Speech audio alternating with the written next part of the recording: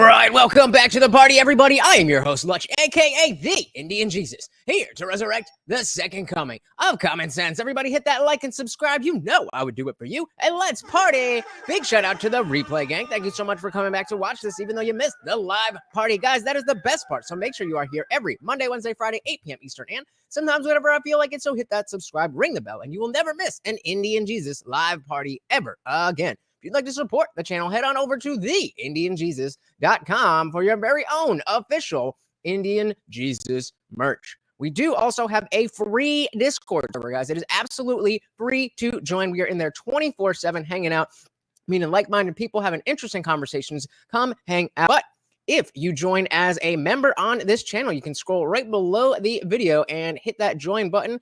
And not only do you get members-only live streams here on YouTube, but it gives you instant access to the full Discord server. That's right, not just the free chat, but we got the disciple chat, the watch party, and of course, the after party, where as soon as we are done here on YouTube, we get to go over there and we don't have to worry about any type of YouTube censors or anything, and you are not stuck behind your keyboard. You're actually on screen with me and everybody else. It is a good time. Come and join us. All right. So this, I think, just came out last night. No big introduction needed for our boys Destiny and Alex O'Connor, aka the Cosmic Skeptic. If you're not familiar, Cosmic Skeptic, Alex O'Connor is a philosophy guy, an atheist, and then of course we have Destiny, the streamer. So they sat down and had a little chat. They were talking about how they were both on with Jordan Peterson and a bunch of other stuff. So let's dive right in. As always, guys, if you cannot hear the video, please do let me know. Are you glad to live in a democracy that's governed by popular vote? There we are. Shout out to Harley in the building. Welcome to the party. We also got Nick Luchetti. I was wondering where everybody was. What is going on, guys? What is going on? Welcome to the party. Good to see you. Look like so, yeah. Are you glad to live in a democracy that's governed by popular vote? I think so. I like the United States more than any other country. So sure, every system has big problems, but I like what we have right now. Well, there's that famous Churchill quote that gets spoken to death. I tend to think that maybe democracy is the worst form of government, including all of the ones that we've tried. I mean, I had a guy on a podcast called Jason Brennan who's written a book called Against Democracy, and he advocates for so-called epistocracy, that is sort of rule of the knowledgeable, which instantly runs into a lot of problems. But I don't know. I think a lot of people see democracy and voting as a sort of unhappy compromise. It's the best we got. Are you more optimistic about voting, or is that how you view it too? I think that's kind of how I view it. I mean, I think that having a government that was only ran by like the most educated people, your like technocracy or whatever, I think in theory sounds like probably one of the best ideas. But I mean, in practice, obviously you've got the fact that just because somebody is educated in a particular field doesn't mean they might make the best policy decisions. People are obviously going to be motivated to represent, you know, people who are like them in their own kind. And I'm sure you're going to have different representations of people across different educated categories. And yeah, so obviously that runs into a whole bunch of different issues. I think the system we have right now has a good level of checks and balances and compromises built into it. I just wish that the culture was a bit better. What do you think is the principal? We gotta fix the culture. Justification for having a vote, right? Because some people, I mean, when voting originally sort of becomes a thing, there's this idea that it's like practically beneficial. If you allow lots of people who know a lot to vote, then the best sort of answer will come about. Supposedly. Shout out to our boy Indie Film said, "Oh, Destiny's so cute. I'm for the skin in the gameocracy." Interesting. Fair enough. Welcome to the party, sir. Good to see ya. Lot to vote, then the best sort of answer will come about. Then there's a sort of transformation that happens where it's no longer sort of like, well, I think that government runs best if you allow me to vote as well. It's sort of, well, no, I have a right to vote. You know, because you're making rules about me, because you're taxing me, I have a right to have my say, which is a different thing to sort of, this will sort of help us hear a varied group of voices or whatever. And so some people think that voting... Right, we were just last night talking about what is a right and what are rights and what is a natural right and a God-given right versus a, workers' rights and different types of rights. So, it's interesting to understand how you can have that conversation in different realms. Is a good thing because it's efficient. Some people say that voting is the best way to get the best kind of government. Some people say that it's because people know best what they want for themselves, and therefore everybody should essentially just act like egoists, and eventually you get this happy compromise. And some people just say it's like there's this thing called a right to vote that's just like a moral principle. I deserve to have a say in the rules that govern me. I mean, which of those approaches do you take to voting? I think there's a few things that are important. One is it affects all of us, and we pay into it generally. So, I mean, like, as long as you're living under a thing that you kind of didn't consent to, you're born into the government, and you more or less are bound by its laws, unless you decide to leave. Since we're all impacted by it, and generally we pay tax or we engage with it, we all should have some kind of say in how it's run. I think that's one important thing. I think a second important thing is it forces people that are in charge to make their arguments to an average person. If the way that you run the government and the thing you want to do is so important, then you should be able to justify that to a citizen that has to pay taxes in order to fund your ideas. And then the oh shit, I had a third one. Shout out to Buddha. Welcome to the party. Good to see ya. Welcome. That's all I got right now. Well, about this sort of, you should be able to explain yourself and justify yourself to people. I mean, some people make the argument, especially these anti-democracy types. Oh shit, real quick. Go ahead. The third one was buy-in. The fact that every single person has a vote. Unfortunately, we're not doing that in terms of executing on that vote right now because not everybody exercises their vote. I think the buy-in is important as well. Like, is he saying the same thing you were, any film? Every single person should feel like they are somewhat bought into the project of the United States that have a vote. So, what do you think about the I think like Australia, like forces people to vote, right? Like, do you think that's a good idea? No, because I feel like not voting is as much expressing your right to vote. But then as I think, itself as far as I'm aware, like, you're allowed to go and like spoil the ballot, right? You're allowed to go and sort of vote for nobody, but you have to show up and register that. Because I agree with you that I mean, the right to vote needs the right not to vote. It's like saying you have a right to free speech, but you must say something. A right to free speech means a right to silence as well. Right, and that goes to Jordan Peterson's thing. How he got his start was the C-16 bill that was compelled speech, and it's like, it don't work that way. It don't work that way. And so a right to vote must mean a right not to vote. But you said a moment ago, this buy-in, this fact that, we're not doing it very well because not everybody's voting. I think that's always going to be the case. People feel very pessimistic about their vote. Even people who do vote don't really think that their vote is going to make a difference, right? Like, people say your vote matters. Like, they're essentially lying to you. Does it though? Like, it actually doesn't. But we just sort of live in a better society if people act as though it does, right? It's one of those. I mean, that's weird. I mean, it kind of does, right? You think? Like, there's one, like, a neuron in your brain doesn't matter, but all of them do. And if enough of them stop that's exactly the point that he's making. Working, I mean, you have a huge problem, right? That's the thing. I mean, if you're in a decision where, like, if you've got like this really tired neuron that sort of doesn't want to do its job anymore, and it says, I'm going to retire. Shout out to Rowan. Welcome to the party. So this was the first year I voted, and my government changed. Felt like I made a difference. Well, there you go. That's how it works. Welcome to the party. Really tired neuron that sort of doesn't want to do its job anymore, and it says, I'm going to retire, and it doing so just has no effect on my brain, then I wouldn't judge it for going like, yeah, sure. I mean, what's the point of me even bothering? Now, if all of my neurons did that, that'd be disastrous. Well, you'd have to then, right? It's a universal principle. You would have to make sure that particular thing knows that it has to act in such a way, because if you allow it for one, you must allow it for others. And then when that thought becomes pervasive, now you've destroyed an argument that I've heard in a different context. This is about sort of what? Did you guys get that? I have no idea what he just said. Act in such, you'd have to then, right? It's a universal principle. You would have to make sure that particular thing knows that it has to act in such a way, because if you allow it for one, you must allow it for others. And then when that thought becomes pervasive, now you've destroyed an argument that I've heard in a different context. This is about, if somebody can explain that to me, please do. Your purchasing power. So things like buying animal products or contributing to companies that you think you should be boycotting. And they were trying to make a point about how tiny your impact is. And they imagined some ludicrous scenario where, like, it was something like there's this like child tied up to a torture device or something, and the amount of torture that they receive is tied to a decibel meter that's on the table, right? So it's recording the level of sound in the room, and the louder the sound, the more the torture. And in front of the speaker is. So he said if something is allowed for one person, then it has to be allowed for everybody. I mean, I guess I agree. I don't really see how that connects to the neuron thing, but whatever. All right, so we got this torture that they receive is tied. It was something like that. Hey, we got Dylan Soup. Welcome to the party. Yes, that is the running poll. What's worse, being an atheist, being a leftist, or I'm so dumb I think they're the same? right now, being a leftist is way worse, according to you guys. Welcome to the party. There's this like child tied up to a torture device or something, and the amount of torture that they receive is tied to a decibel meter. So the louder it is, the more the child gets tortured.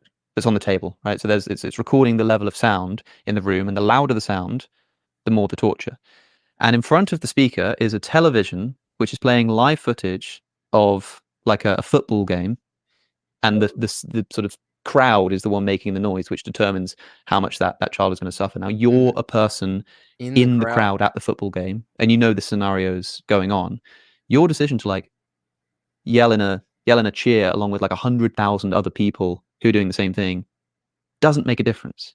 Right. And you could, so then this is, the analog to voting is that I know it's the right thing to do to not contribute to the noise that is going to hurt this child. And so I'm not going to say anything, but that has to come with the understanding that unless everybody else does the same thing as me, then I'm not really going to have that much of a difference. And so it highlights the focus on your individual goals and your individual principles and morals, and then how that folds into the larger community. Like, it's not going to change the decibel meter. It's not going to increase the amount of torture. Nope. And yet still some people might want to say that you'd be morally culpable for doing so. And obviously if everybody were to stop cheering, it would be better. But I think it can't be this way. It seems like a paradox. It can't be. It's not a paradox. It can't be this way. Like, it can't be the case that it makes no difference. What do you mean it can't be this way? It can't be the case that people are allowed to think that way. Right, but that's interesting. We'll come back to that. It can't be that people are allowed to think that way. First of all, I'm not really sure what.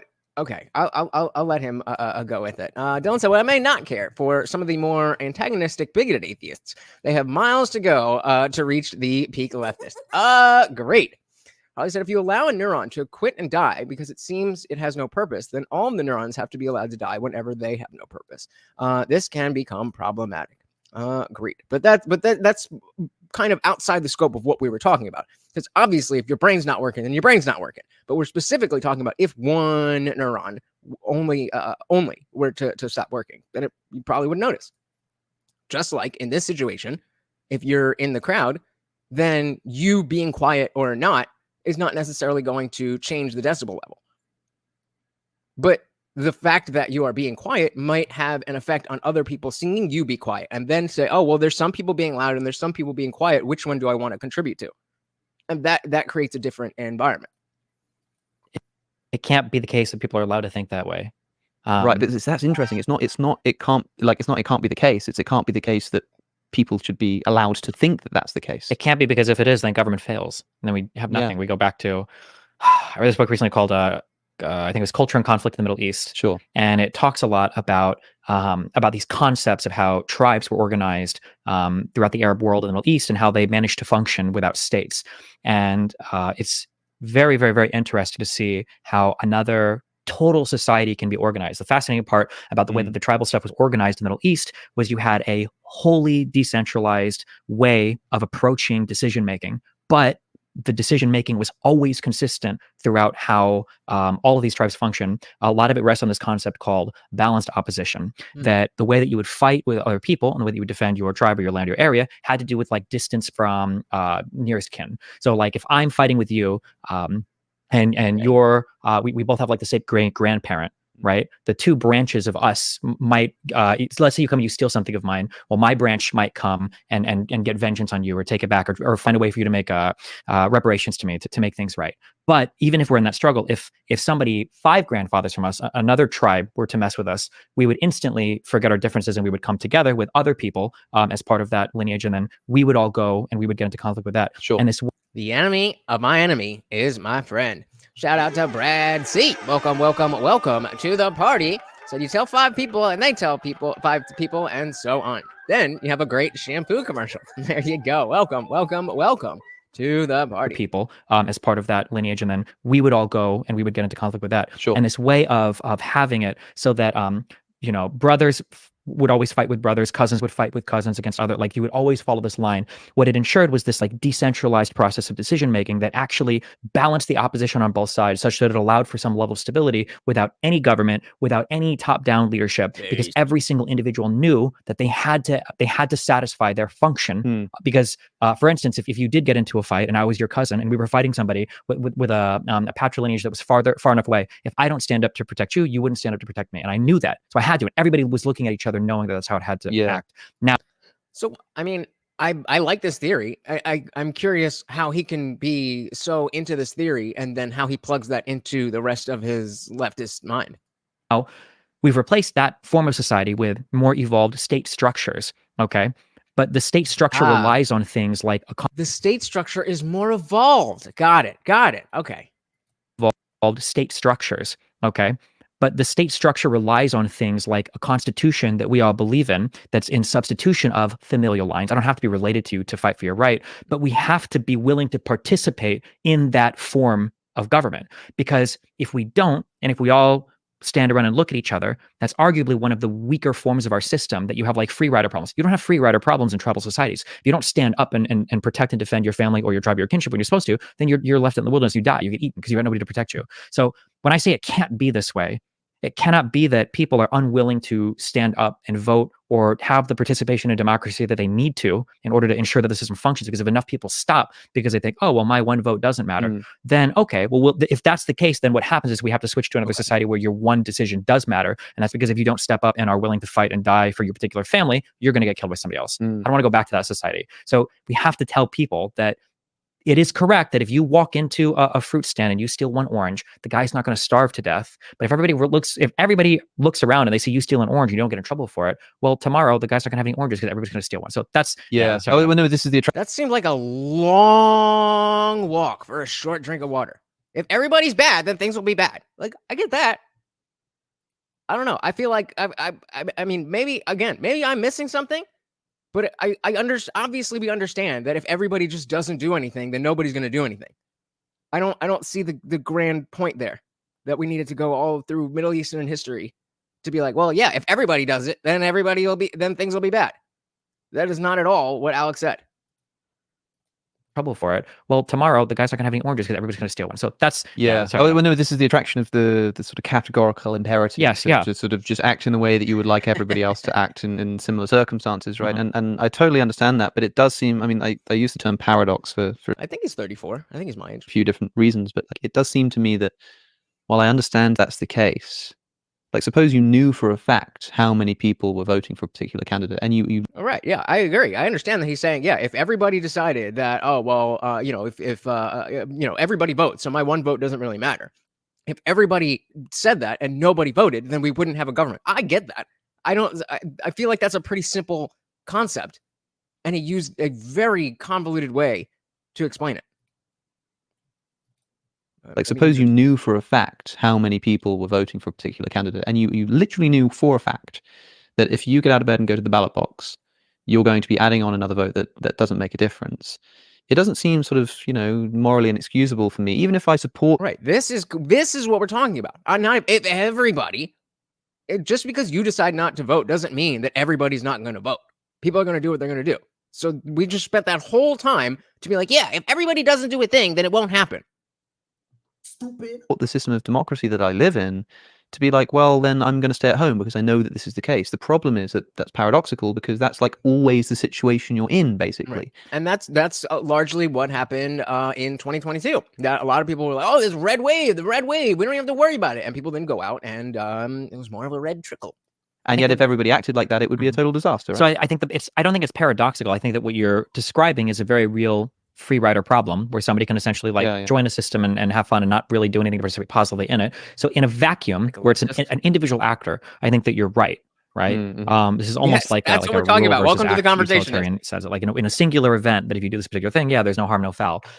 Shout out to baby Mahara in the building. Welcome to the party. So I'm voting Trump in Michigan, but I have no faith in Michigan or Wisconsin because they use drop boxes and ballot harvesting.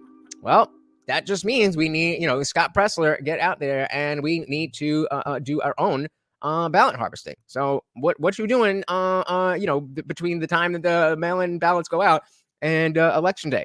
Do some ballot harvesting. Welcome to the party. Harley said you cannot let one person have the mindset not to vote, because if you let one person have that mindset, then everybody else will start to have that mindset. But we already have that mindset. And isn't it something like only 40% of people in general vote? So we already have this. Are you saying that you want to force, you want to legally enforce people voting? Act utilitarian says it, like, in a singular event, that if you do this particular thing, yeah, there's no harm, no foul. But then if we understand that that is the case, that if one person could act that way, then on a more abstract level, when all of us are involved, well, now we have a responsibility to make sure that people don't act that way. So if we think that a friend is going to stay home and not vote because they know that their vote doesn't matter, well, we need to bully the fuck out of that person, make sure, hey, you need to get the fuck out and we need to go vote. Like, we have to do this. It's part of our civic duty, our civic responsibility. You can't think that you can get away with not voting because then other people are going to think they're going to get away with voting. Even if somebody's going to take you out the street and kick your ass, we want everybody to know that you have to participate in your democracy. Yeah. Shout out to Carl Johansson in the building. Welcome. So it's paradoxical because even if you don't vote, if you normally vote for one party, you almost have two votes. One vote is not voting, and two votes is voting for the other party. I mean, I guess, yeah, you can look at it that way. And I guess I agree. I don't know if that's necessarily paradoxical, but I agree that phenomenon exists. Harley said that's what he is saying. The culture's mindset is the reason why democracy here is failing, because people don't want to take part in it. Yeah, agreed. I just went a really long way around to say that. Like, notice how you said this in one sentence.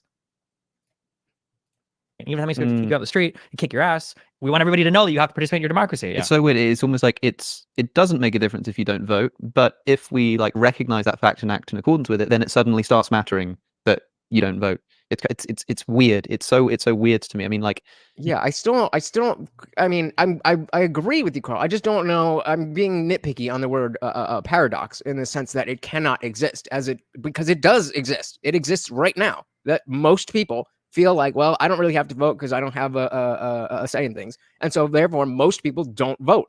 And so the people who decide things, it's a minority of people. Most people do not vote. So we already have that. And so you can't say we can't have what we already have. I mean, you can say it, but you'd be wrong. That you don't vote. It's weird. It's so weird to me. I mean, like, your vote doesn't matter, but the idea of you voting is everything. That's the issue. And the idea is what carries from person to person, even if do we agree with that? Let's shout out our boy Guam Tech. Welcome to the party. Good to see you. So let's say vote doesn't matter, your belief in your vote matters. So let's hear him hear him say it again. And before you vote, let him say it again. Recognize that fact and act in accordance. So it's so weird to me. I mean, like, your vote doesn't matter, but the idea of you voting is everything. That's the issue. And the idea is what carries from person to person, even if So do you agree with that? Say yes in the poll. If you don't agree, say no. Your vote doesn't matter. The idea of your vote is what carries from person to person. I kind of agree. I'm saying kind of only because, again, we're already in the position where most people don't vote. So it can't be that we can't exist this way because we are existing this way. Well, he said, if you don't force people to take part in a democracy, then what's the point of a democracy?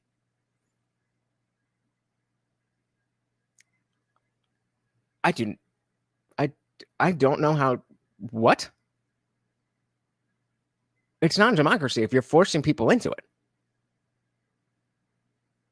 So you're saying, yes, it should be legally enforced that everyone has to vote. Idea of you voting is everything. That's the issue. And the idea is what carries from person to person, even if an individual might not. If you're sick and you stay home or whatever, that's fine. But if you don't think that you have that obligation, then that's because society's allowing you to think you don't have that obligation. And there's nothing special about you. That means other people think that they don't have the obligation, which means it doesn't work anymore. This is what morality does so well. It's like a human concept of sort of like, a human concept, right? Shout out to Bryson. Welcome to the party. So the process is inconsistent and flawed. I definitely think we can all agree on that. Carl said, "I would say who counts the votes matters the most in our current situation." Yep, agreed. Baby Mahara said, "Voting age should be 21." I'm with it. So you're just asking. I mean, I mean, I don't really get the. I'm not really. I don't know. I don't know is the answer. I don't know. Gontek said, "I guess if he's just saying that if you take away the right to vote, then people will go crazy. The idea of being allowed to vote is what matters to most people, even if they don't." Yeah, I think that maps on. I'm wondering where he's going to go with that, because this, even though we'll say like, oh, everybody needs to be involved, and so everybody still has this social loafing mechanism where it's like, okay, yeah, everybody has to do it, but as we started this out, but if I don't, then we'll be fine, which is how we end up in this situation where most people aren't voting. Very interesting. Hey, shout out to the baby.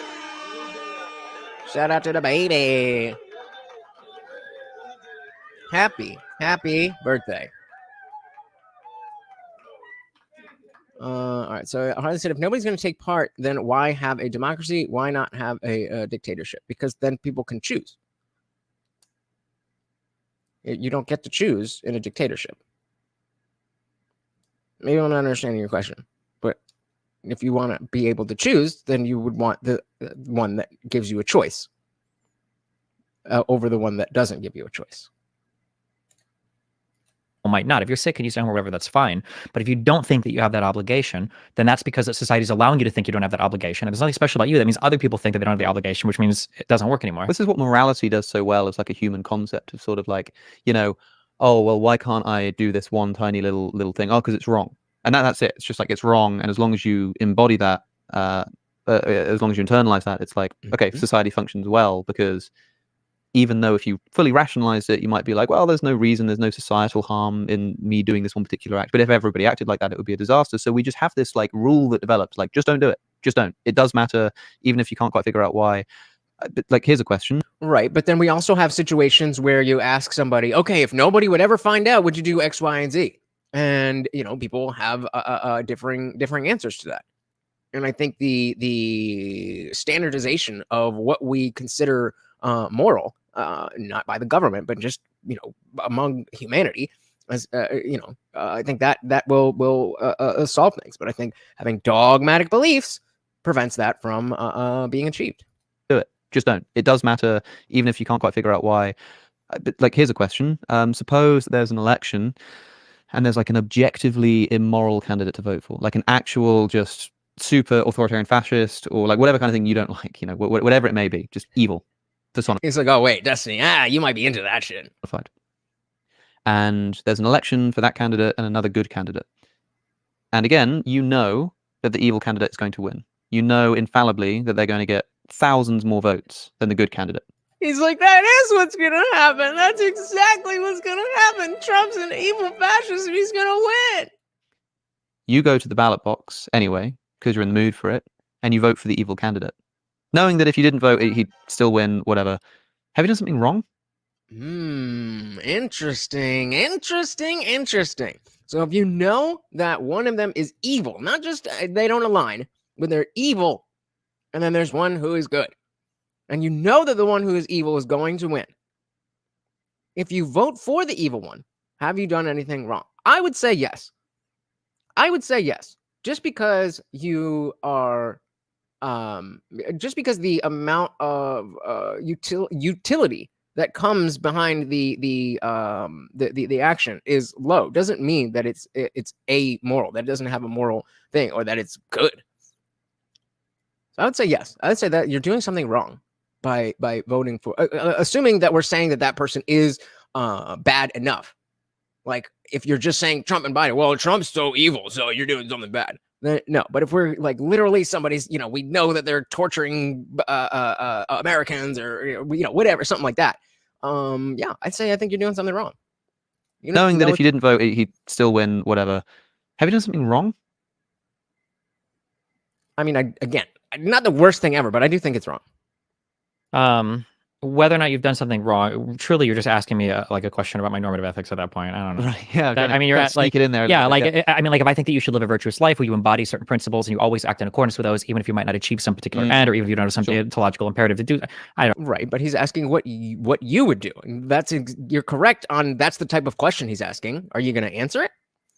I said, so we have the choice to vote between two people, but nobody votes for anybody. Then what happens? Do we let the government pick? I don't know. That's a good question. That is a good question. It's never happened, and I have never thought about that situation before. Always act in accordance with those, even if you might not achieve some particular end, or even if you don't have some ontological imperative to do that. I hate normative ethics, so fuck that. I don't have an answer. I would probably cuck out to somewhere of the virtuous point to where, like, even if you know that there might not necessarily be a positive end, you should embody a particular virtue. I think that's because sensible. Yeah, in repeated circumstances, you are going to want to be able to rise, and every single time you perform a certain action, if you decide not to vote or vote evilly in one sense, you're probably making a mark. You're sculpting a block that's starting to look slightly different, and with every negative action, it takes you further and further away from whatever virtue you wish to embody. So I mean, like you can always do the right thing. Yeah, I'd agree with that. You know, we have like neural pathways, and the things that we choose, the things that we like, end up affecting each other. If you choose something, you're going to end up you're more likely to like that thing, and if you like that thing, you're more likely to choose that thing, and so on and so forth. Bryson said, "But do we know that we choose?"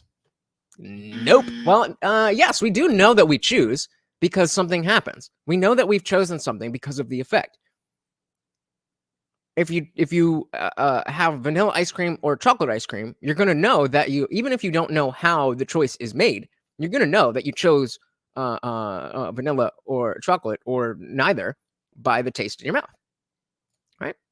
Carl said, all presidents are by nature war criminals to some degree. So do not think that we are ever presented with a choice of good versus evil. Excuse me. It's not a good hypothetical. Well, that would make it a great hypothetical because it's not something real, right? If it's something too real, then it wouldn't be a good. The reason it's a good hypothetical is not whether it does or does not happen. It's whether or not it demonstrates the point that you're trying to make. So whether or not something happens has nothing to do with whether things happen in real life or not. Carl, how would you feel if you didn't eat yesterday? Holly said that's part of the problem with choice, because by you making a decision about something, you're taking that choice away from somebody else. How so? If I vote for Trump, how am I stopping anybody from casting their own vote?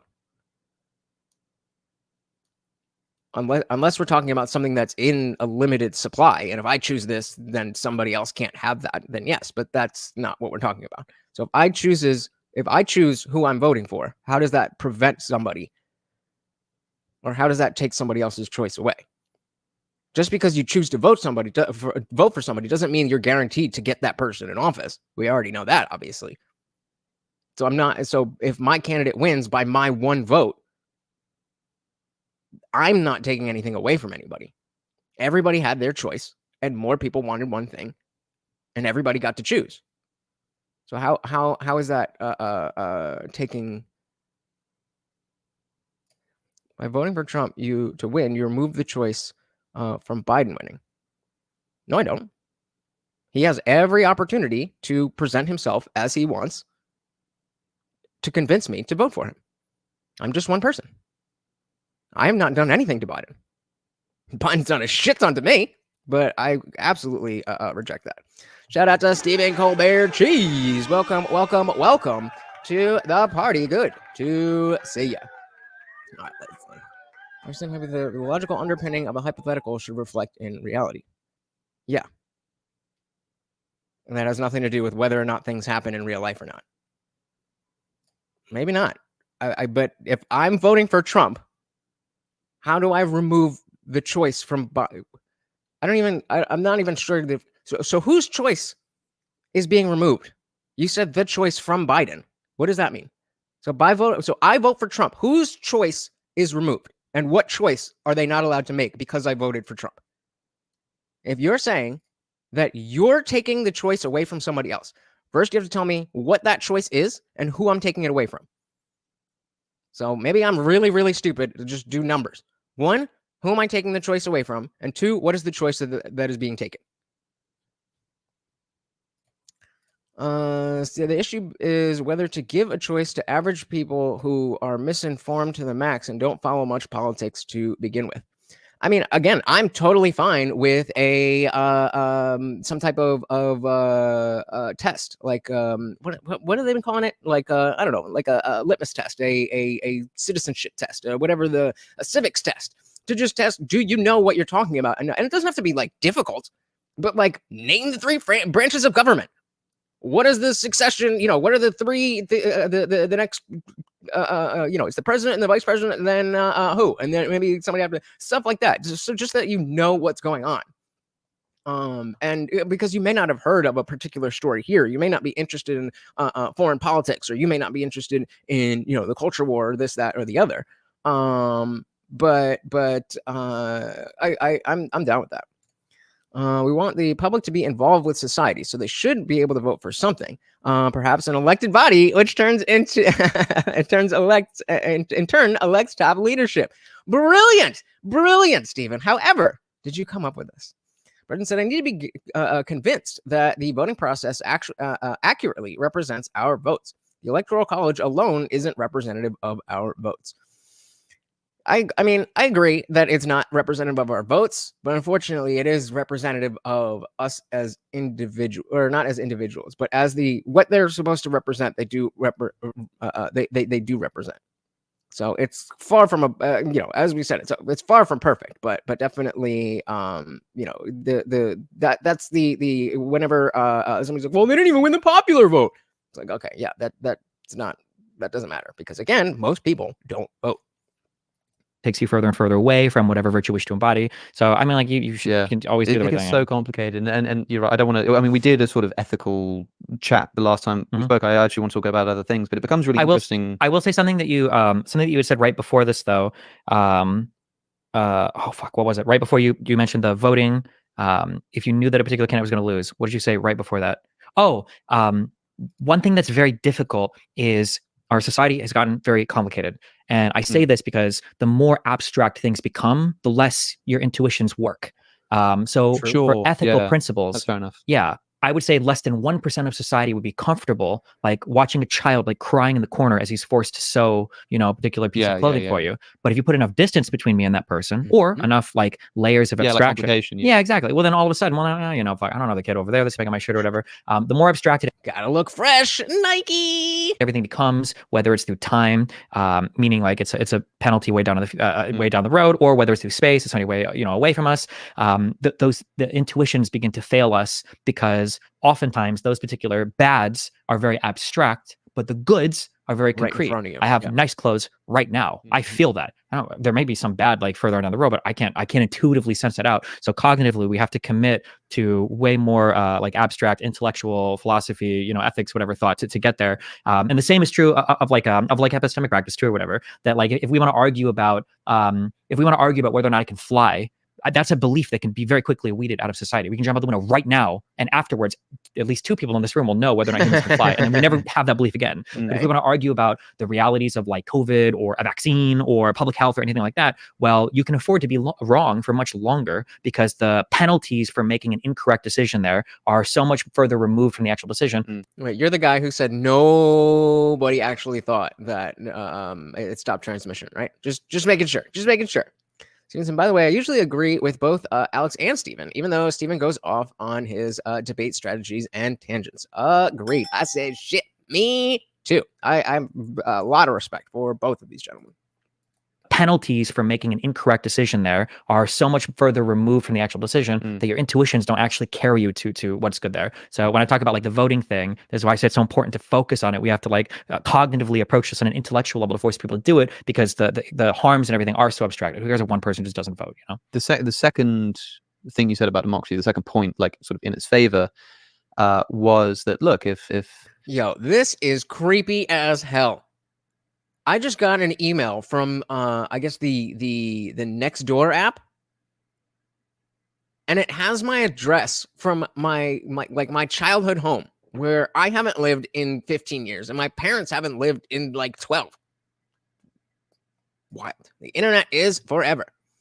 So I do disagree on almost every political issue, but that doesn't mean that I don't have a lot of respect for him. I think, I say it all the time. I think he's very intelligent. I think he's got a good understanding of who he is. And even though I don't agree with his positions, I appreciate that he has taken the time to, like we say, do the work to figure out what his moral structure is, what his political structure is, what his worldview is. Unlike a lot of people on the left that just go.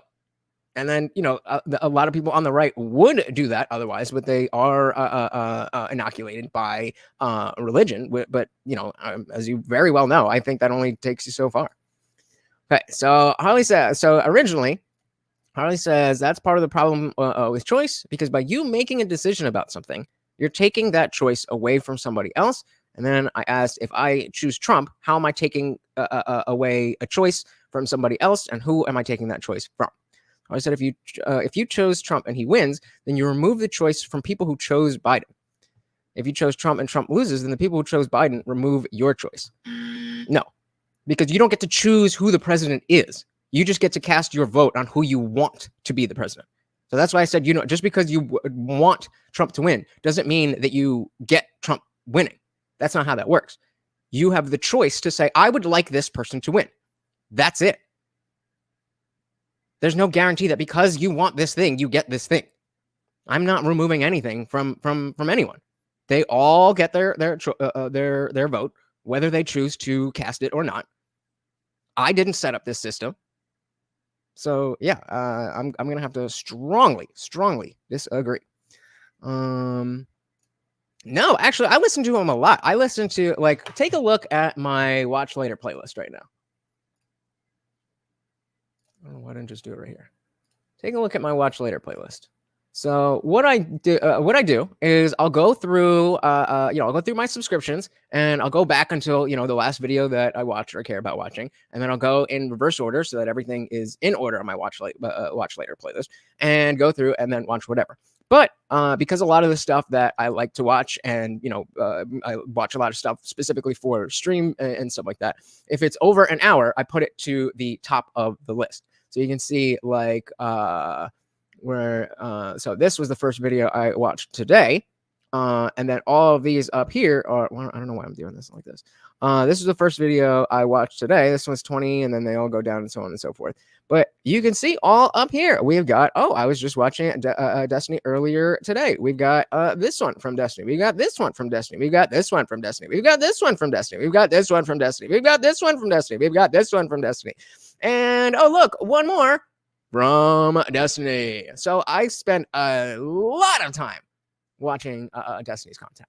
Not all of it is relevant for our streams. A lot of it is just for my own personal education and entertainment. But yeah, I definitely, I would say if there's one person who has the most watch hours for me, it's probably Destiny, just because he's a streamer. And again, I'm not watching his streams. I'm watching the VODs that get put out the next day or whenever it is.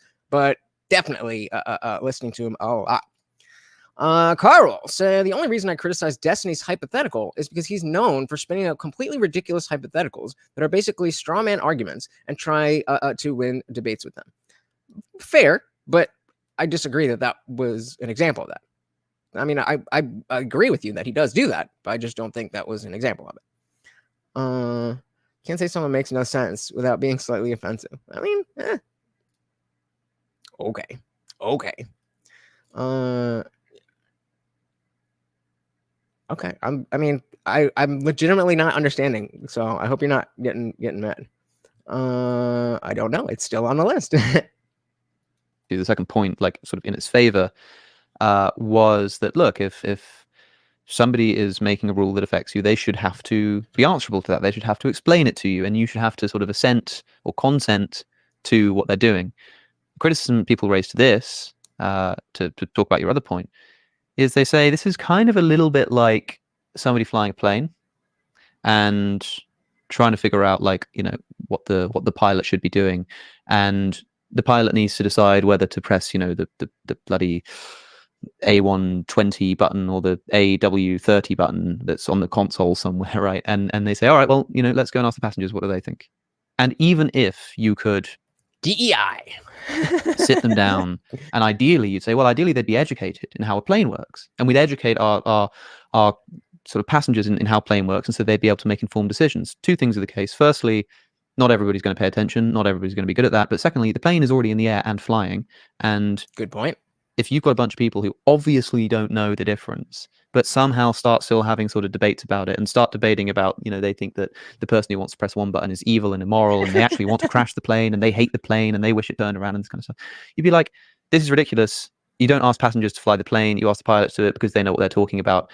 People see this, people use this as an analogy for democracy too. What do you think of that, given your earlier statement that, governments and elected officials should have to be answerable to people? I think it was democratic societies that built planes.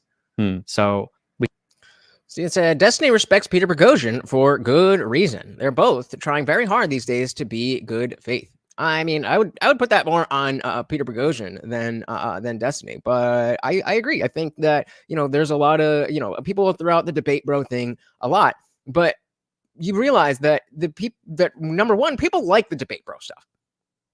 People don't like boring conversations. So next time you think about that, just think about the last time you sat down and watched a 3-hour just boring calm conversation. But the fact is that you can be good faith, and also being good faith just means that you're genuinely trying to present your ideas. Like, if you're wrong or the other person is wrong, you can still get very heated and contentious, even though you're being good faith. And so I think people kind of conflate the two. That he's not being good faith because he's because he's using a debate tactic to demonstrate his point. I don't think it works like that. Peter's to the right of me, and so is to the right of you. Oh wow, interesting. Gontag said, I think Destiny is good faith to a point.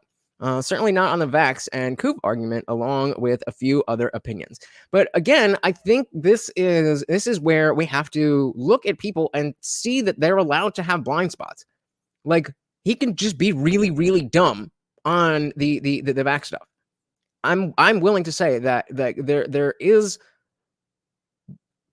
you know what I mean? Like, you could just be wrong.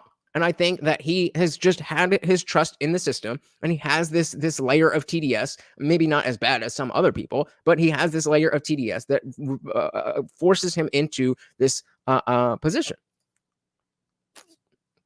Yep, we're all just misinformed on all the things that are now true. And all the things that Destiny is saying that were wrong and are still wrong just magically became correct. To people. I think it was democratic societies that built planes.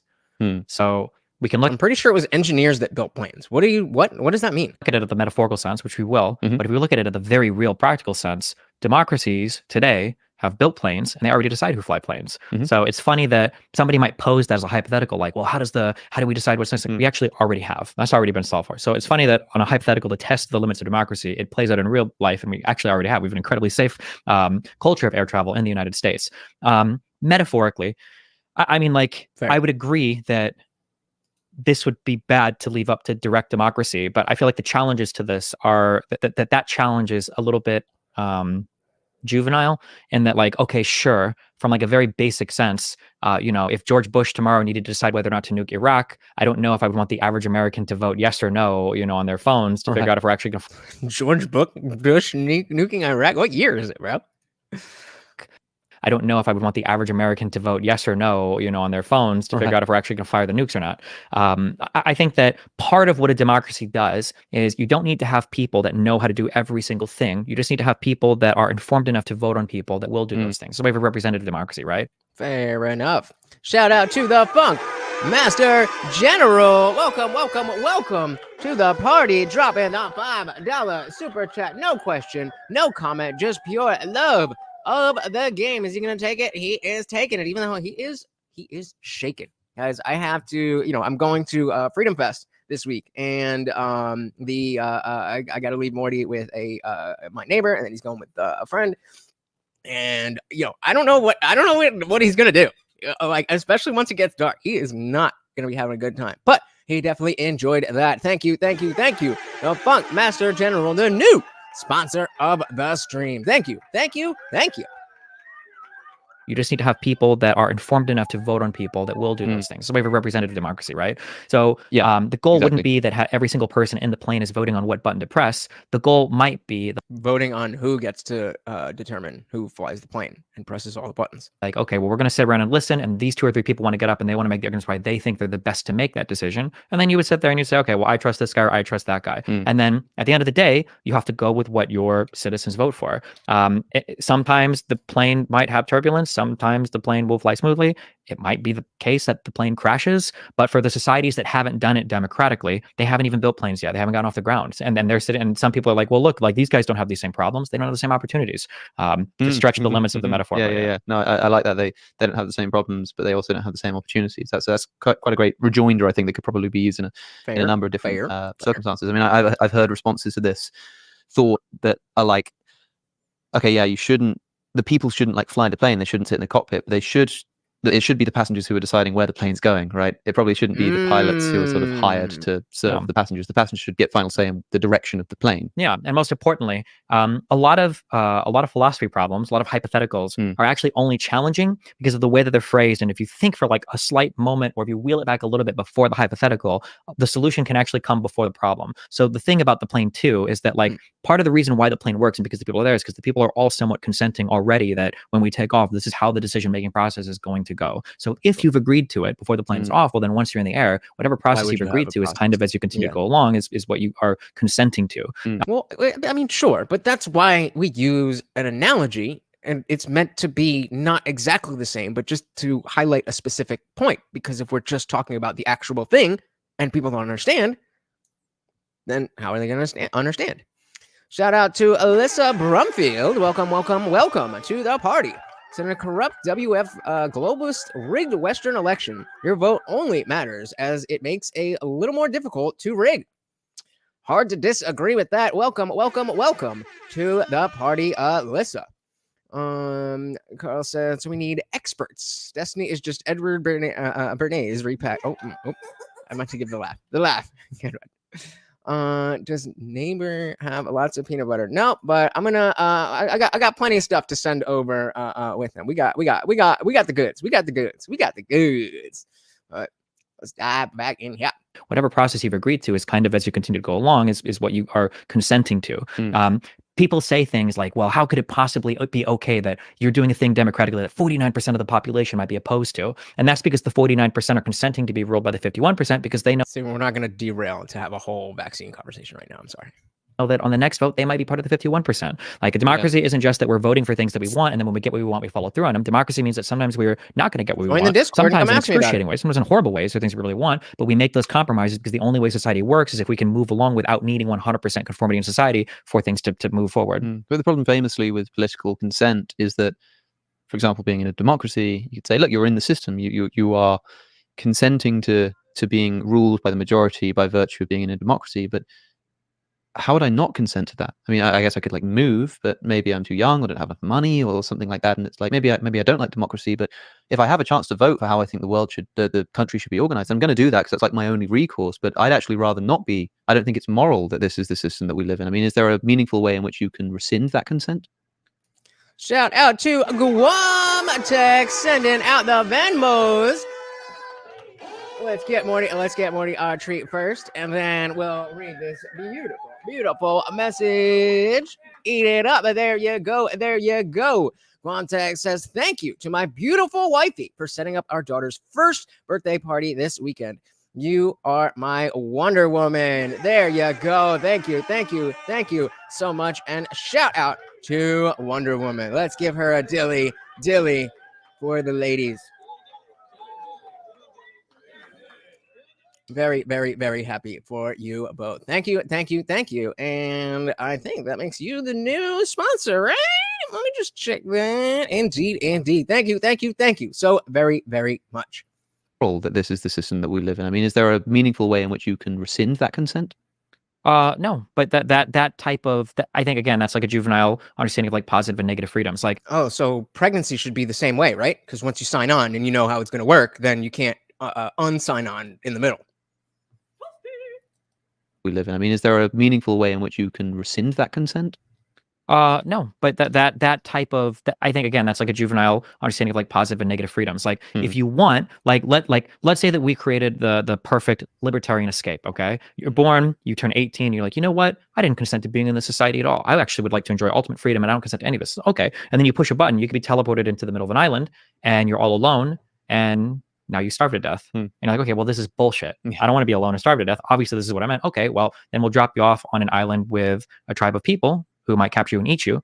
Okay, well, this is bullshit. I don't like this. Okay, well, like eventually, I think that in all these hypotheticals, depending on when the libertarian catches what you're doing, you're going to basically end up reconstructing some form of like non-consenting government. Because like I said before, even with the tribal stuff, from that book about culture and conflict in the Middle East, like every single, even on a decentralized absolute freedom, like everybody's able to do exactly what they want kind of structure, every individual person knows that they have an obligation, a decentralized, democratically arrived at obligation to defend their family, their honor, their kinsmen, because if they don't, they're not going to be protected and they're going to be tossed. So there's an illusion sometimes that, well, I don't consent to this government. That's fine, but you have to consent to some form of organization. Human beings aren't islands. We need other people to survive and thrive. Anarchy! No, just kidding. I'm not down with that. I'm not down with that. I don't think he would say it's unsafe, nor would I. But that I don't know. But neither do I. So there we go. Carl said, "Where's my libertarian coon pod?" What? I do not even know what that is. Yeah, no, I mean that's kind of old news, you know. Old news. We've talked plenty about COVID. To some form of organization, human beings aren't islands. We need other people to survive and thrive. Since we last spoke, we've both had interactions with a number of the same people. This one's we've for you. Since debated or discussed with Ben Shapiro, with Jordan Peterson, I think a couple of others. It's kind of interesting that we've both had those experiences. Jordan Peterson, I think most recently of those two. How was that? You had a quite jousty debate with him, and I was wondering first about your experience sort of going in. I remember when I was invited on the show, I thought to myself, as soon as I walk in this room, I'm going to know just from the way he says hello and shakes my hand whether he's in the mood for like a fight or whether it's going to be more friendly. And when I walked in, he sort of went, "Alex, hi, how are you?" Shook my hand, and I was like, okay, this is going to be fine. And we kind of got on, and it was fine. It was pretty friendly. What was the energy like in the room for you? Because your debate discussion with him seems to be a lot more jousty than mine. It was fine. He seems like a nice guy in real life. I think most of the people that you meet, once you hit a certain threshold of popularity, they're going to have some amount of people skills in real life. I don't think I've met like a disgusting or deplorable person, even if I disagree with them politically on almost everything in any of these environments. So what was it like afterwards where, I mean, there are points where he's practically shouting at you. I mean, it's quite sort of heated, and the look on his face, if you take like a screenshot from one of those moments and said, you know, what do you want to get?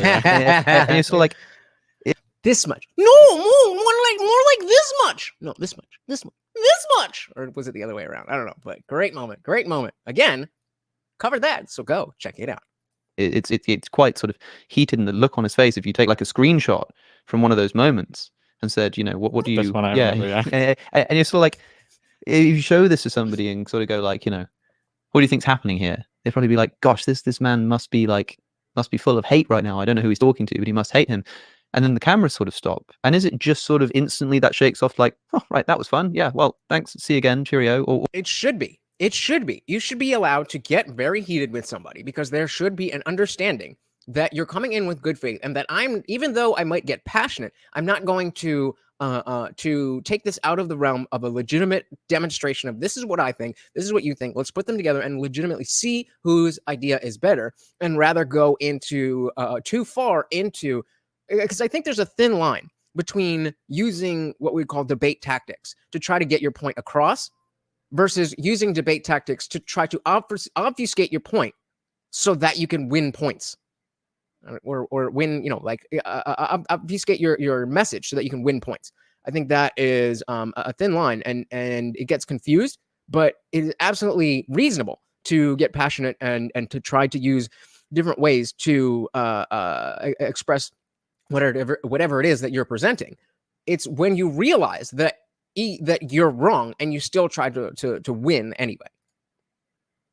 Or was there sort of a feeling of like, gosh, all right, like sort of, man, yeah, all right, like see you later. Like, and He sort seemed to of, be okay after. I was fine. I'm always fine after that. I can be incredibly confrontational to the person, and then after we're done, I'm like, I'm chill. And he's that's fine. great, So, man, because that's a real skill as well. I think. I mean, I one of the biggest struggles I ever have with like a debate is a lot of the time, if you're doing like an event somewhere and you're going to go and debate somebody, you know, the organizers will have it so that maybe you go for dinner first, and then you're in, you know, you're like backstage and you're hanging out for half an hour. And I find it very difficult to meet someone sort of, hey, hi, nice to meet you. Yeah, oh, how was your trip? Like all this kind of stuff. And then suddenly on stage be expected to sort of change up. All right, it's game time now. Yeah, big difference between being disrespectful and getting heated over something you are passionate about. Shout out to Sam Beach. Welcome, welcome, welcome to the party. So the saddest part about debate is that it doesn't really do any good. For the most part, no one is really there to learn anything. So I would disagree. I think that, you know, when two people debate, if they are debating in good faith, then they are not going to necessarily convince the other person. But the people that are watching who maybe aren't really sure or, you know, are in if they're on the fence, then they can watch somebody who's very well read on this argument and very well read on this argument. And they're not at that level on either argument. And so they can see and they can learn from that. And maybe not change their position, but it's cumulative. And so I definitely I definitely understand why people have this position that you know, it's just there for blood sport and whatever. But you know, I definitely disagree. Where did we leave off? Guam tag. So even though I'm the resident JBP fan, I want to be unbiased when I say JBP won most of that debate. Destiny sounded more like he was giving opinion, and JBP was relying more on facts. Shout out to JBP.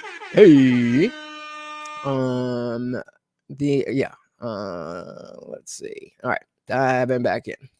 Kind of stuff, and then suddenly on stage be expected to sort of change up. And I mean, my job there is to be like, look, I think you're wrong, and I'm going to tell you, and I'm not going to apologize for that.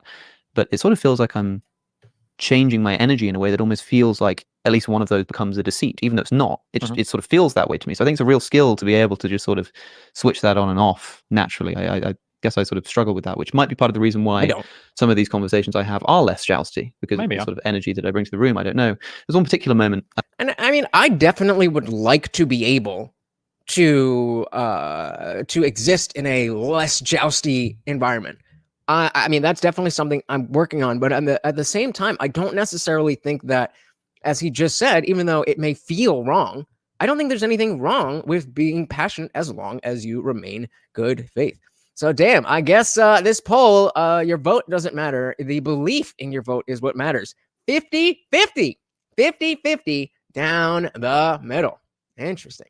I have are less jousty because of the sort of energy that I bring to the room. I don't know. There's one particular moment in your discussion with Jordan Peterson that I think went sort of semi-viral. I kept seeing it all over the place and YouTube Shorts and stuff, where you make a comparison to what he calls like gigantism, or sort of big government and Catholic Church, where you say, well, look, a lot of people say that they're suspicious of gigantism, they're suspicious of big companies and big government, and yet they'll be in favor of something like the Catholic Church. I could imagine somebody saying that, like, they don't trust like a large government, they think there's too much prone to tyranny or something like that, but also be supportive of an institution like the Catholic Church, which is literally, you know, one guy who is a direct line to God. But they can't tax.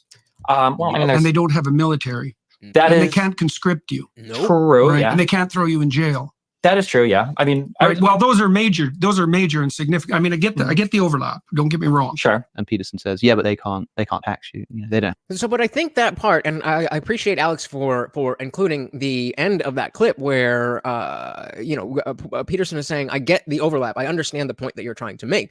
And I think that in that instance, using the not hypothetical, but using the example of the church was just a bad example for the reasons that Jordan Peterson brought up. That doesn't mean that this idea of gigantism is necessarily, it necessarily maps on one-to-one, that bigger equals worse. I mean, generally, we do see that when institutions get bigger, they do tend to get worse, but that is a correlation, not a causation. I get the overlap. Don't get me wrong. Sure. And Peterson says, yeah, but they can't tax you. You know, they don't have a military. They can't conscript you. They can't put you in jail. They can only send you to hell, eternal pain and suffering. I guess. I wondered, like, because that moment sort of got a lot of attention. I wonder what your sort of post-mortem on that particular part was? In terms of like, should I had like a snappier comeback? Oh, I mean, do you think he was Next time you should put the message in here so then it can be nicely displayed for everybody. right? Do you think? No, I think it's a ridiculous point. The idea that just because something is larger means it's like intrinsically bad, or that something is smaller is intrinsically good. Mhm. I don't think that being large or small is necessarily like has the characteristic of being good or bad. I think I agree, and I think I do think that you can use that as like I don't know, like a measuring stick of like, oh well, that's a really big institution, so you can understand certain things about bureaucracy and internal politics and stuff like that. But just saying bigger is better or bigger is worse, I think that's a little too simplistic. Well, next, there have been some debates that have at least made me question my opinions and be swayed along the spectrum. I think the value of debates is that the listener can come away with a better understanding of their opinion and their opponents. 100% agree. 100% agree, because it's and that again, it's moving you along the spectrum. That fine, maybe you didn't cross over to the other side, but like, oh, okay, I'm seeing some points to now I'm a little bit more centered on whatever the issue is. Well, that's what he's saying, is that Jordan Peterson was saying the opposite, that bigger is worse, and bigger bureaucracy is definitely worse. I don't know how that's a talking point. I think bureaucracy and red tape is always a bad thing, but Sam said the Catholic Church can't tax you, but they can certainly police you. Oh yeah. Shout out to Stephen McCowan. Welcome to the party. Good to see you. So the size of a particular government isn't necessarily related to how efficient it operates and achieve its goals. Never mind. Agreed. being large or small is necessarily like has the characteristic of right. Even if you're not plan on changing your mind, strong critique of your position can only help your defense. Well said. Well said.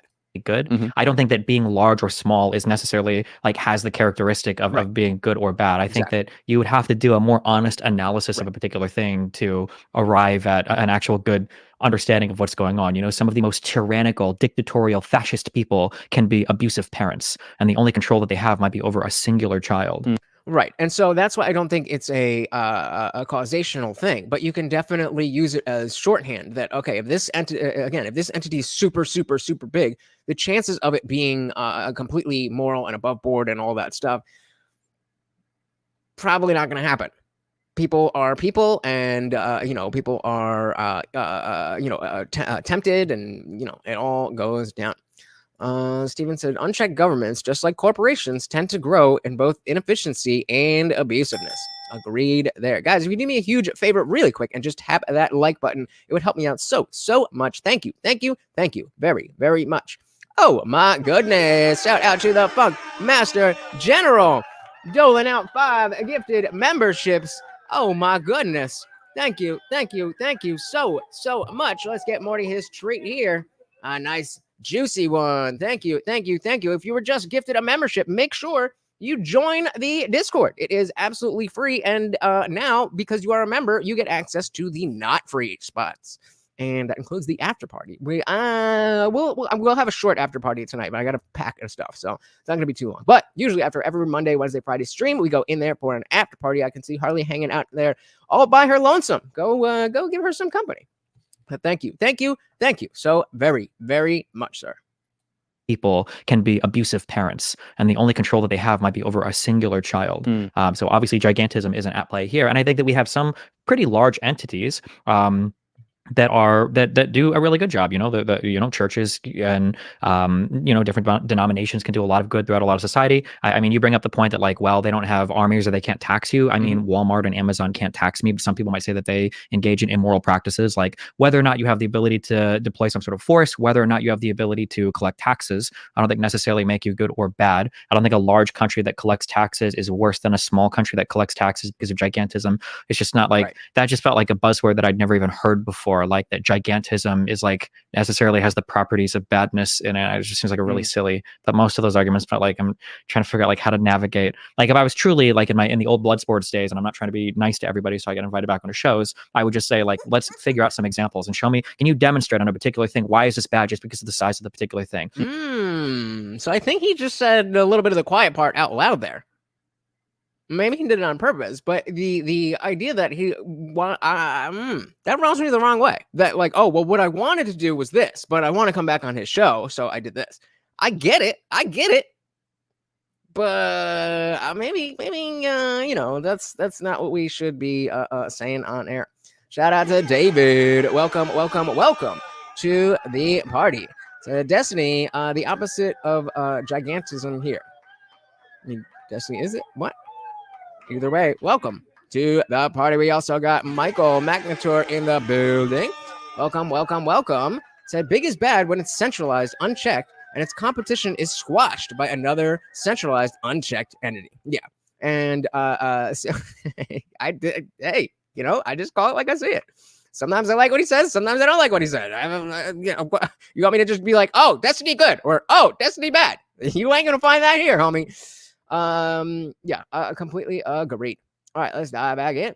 Some examples and show me, can you demonstrate on a particular thing, why is this bad just because of the size of the particular thing? Do you think the United States government is bad because of gigantism? Okay, well, let's say I cut the union in half and now we got 25 states. Is it half as bad as it was before? Like, what level of badness is even influenced by the size? Or what do we have to start peeling out before it becomes better? Let's say the United States government can no longer collect taxes and doesn't have an exclusive use on force. Yeah. Is it no longer bad at that point? Like, the idea that badness is related to large or small is just ridiculous. Why do you work for the Daily Wire? It's a larger company than you just being self-employed. Have you become more bad working for a larger company? Or what if the Daily, like, it's just such a ridiculous notion. But that seemed to be, in particular, what you just said there, like, if the government can no longer tax and can no longer conscript you or put you in jail, I don't know if it would necessarily make it like less bad. I'm not sure if the argument is like gigantism is bad in the sense that it produces a worse outcome, or the organizations that are bigger are worse, but that with gigantism comes a bigger risk that if that company is bad, the badness is so much worse. So for example, if the US government can't put you in jail anymore, if it's some horribly corrupt government, then maybe its inability to jail you in corrupt ways is better, right? Maybe that does sort of relieve it of some of that power. It doesn't. I think it was just a very Jordan Petersonism. It's just a thing that works to make the point that Jordan Peterson was trying to make, and that's it. And I think we can just accept it for that. Like, it doesn't really apply to anything besides the point that he was trying to make. That, you know, similar to what Michael's saying here, that for that word doesn't necessarily apply to everything. It doesn't work with everything. But if we're talking about this very specific context, then you know, a bigger there you go. Gigantism killed Andre the Giant. Gigantism bad. Bigger equals better. Good ways is better, right? Maybe that does sort of relieve it of some of that power. It doesn't mean that its actual intentions or ideology or anything actually changes. It's just that by being bigger, by having more power, it means that when things go wrong, they go wrong much worse. That's fine. That's an Alex O'Connor argument, not a Jordan Peterson argument. If you want to make the argument that a thing being larger necessarily means that a bad thing can be so much worse because of the size, I would obviously agree with that. And my obvious retort would be, but the good that it can accomplish as a large thing is also much larger. For sure. So, like, it's obviously a thing that you have to very carefully try to extract the benefits from, while creating enough checks and balances, not to slow down the benefits, but to keep and control the negatives. But yeah, I would of course agree with that. But I mean, like, in economics, there's a concept called an economy of scale, that a large enough corporation, a large enough firm, can create a product, not just create tons of products, but the marginal cost of each product, the per product cost, is actually lower than what an individual can create that particular product for, just by virtue of being larger and being able to specialize and segregate different orders of the operation of whatever they're creating. So yeah. And so that's a perfect example of why it's just that the way that Peterson was using gigantism works for that, because the counterexample to gigantism that Destiny just used was big corporations like Walmart. Now he's talking about a big corporation like Walmart.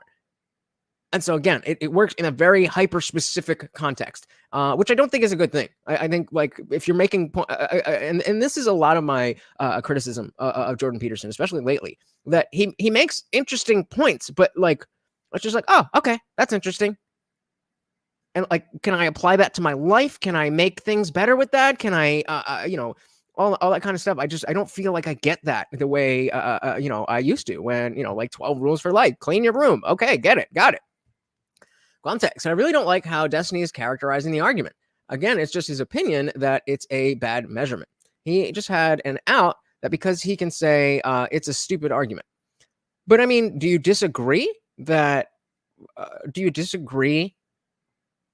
to say bigger automatically means worse? is silly, or do you think that's not silly? That's a reasonable thing to say, that bigger automatically means bad or worse. Because if you agree with that, then I don't see how it's just an out. I think that's just, some things are stupid, and I agree with him that it is a stupid argument, at least for politics or culture in general. It may work in the specific context of whatever they were talking about, but it's not broad enough to really apply to anything. Harley said, how do we determine what's big or small when talking about government? How much they regulate? How much land they control? How many people work for them? Good question. Good question. A bad measurement is not a stupid argument. Are you asking me? I don't know what the question is. The problem is that the gigantism in government always moves towards more control. Gigantism is the corporate world. Gigantism in the corporate world is still based on choice. That was the real argument. And so again, fine, but the using a term like gigantism and then trying to broaden it out, if it's just talking about the specifics of government, then he didn't do a good job of explaining that. And then maybe we could put it back on Destiny for not asking, okay, let's play that out and give me some examples, and maybe we all would understand what he's saying better. But definitely agree with Michael here. Big boobs are actually big boobs are not always better. Big boobs are not always better. I'll rather have some nice little perky than some eggs on a nail. So Destiny is just focusing on the smallest part of the argument to make himself look better.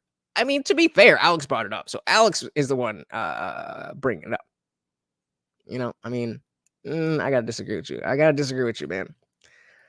He didn't bring it up. What do you want him to say? Larger, and being able to specialize and segregate different orders of the operation of whatever they're creating. So yeah, it's funny. I mean, I did rewatch that conversation you had with Jordan Peterson quite recently, but although I remember that part and that discussion, I struggle to remember exactly the specific point that he was making. Was he just saying that bigger is worse? I mean, is that really the... Okay, so now this comes in. Now what you're saying, Glomtech, about just calling it stupid and so on and so forth. Now that Alex is asking about the broader context, now if he just pushes it out, then it's a cop-out.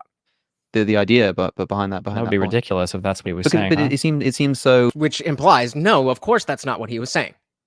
So even Destiny agrees with you that, even Destiny agrees that that what Peterson was saying isn't. Trying to say this properly. Destiny also agrees that Jordan Peterson was not saying, in general, that bigger equals worse, and so that was what Alex was vaguely asking about, and now very specifically asking about, and then Destiny's accurately saying, "No, I don't think that's what Peterson meant." Is our government bigger than Walmart, though? I don't know. That's a good question. You guys got a lot of good questions tonight. I don't have a lot of good answers. Sam says, "I like boobs that can do moves like propellers when girls are running or doing other things." Fair enough. Whatever you floats your boat. Makes you happy. There you go. But instead of it can be uncomfortable at times. What are you guys on tonight? What is happening? I feel like we're all watching a different stream. What is fucking happening? Dude, come on. We're not doing this. We're not changing. We're watching this and talking about this. If again, you are a member, you are allowed to, it is a free Discord. If you want to ask these random questions, come in and ask these random questions. But we're not talking about what I like about Jordan Peterson. There's two other people in the room having a conversation, and we're talking about that. The idea, but behind that would be ridiculous if that's what he was saying. But it seems so obviously ridiculous that it almost doesn't it? It makes me tempted to think that he must have been saying something more like what I'm saying, that people are scared of gigantism, right? And I suppose your point about the Catholic Church, right? Somebody says like they don't like big government or whatever, but they're okay with the Catholic Church. And Peterson saying, well, they can't tax you and stuff. Like maybe like you would, like even those people who were in support of the Catholic Church would say, well, to be honest, if the Catholic Church started trying to tax people and throw people in jail and developed a military, then actually maybe I would start to be a little concerned about it. And why? Not because Catholicism would change, not because, you know, the Pope would have different moral views or anything, but just because of the fact that there's something more like unnerving about a company getting, or an organization getting, more power and sort of, you know, bigger institutions. I don't agree with that anymore. You don't think? I think that most people are pretty close in terms of like how they want the world to look. Mhm. I think that most people are very close in terms of principled positions. I think that the application of those things is what causes people to diverge so much. Absolutely. I think most, I parrot exactly what he says. I think most people generally, what they want the world to look like is going to be slightly different, but meaningfully, it's exactly the same. And it's about the way that we get there and the principles that we use, like what is okay to do to reach that end. You know, is it just the means justify the ends, or is it like, you know, we need to go around this because that's immoral, and, you know, so on and so forth. It's just the way that we go about things and what is important on how we get to that point, I think, is the big divide. I think that the application of those things is what causes people to diverge so much. And I think that if you were to ask a person if they were comfortable with like a church being armed or something like that, I think that different people at different points of time would say in some cases, yeah, actually, you know what, that would be awesome. And in other cases, they say absolutely not.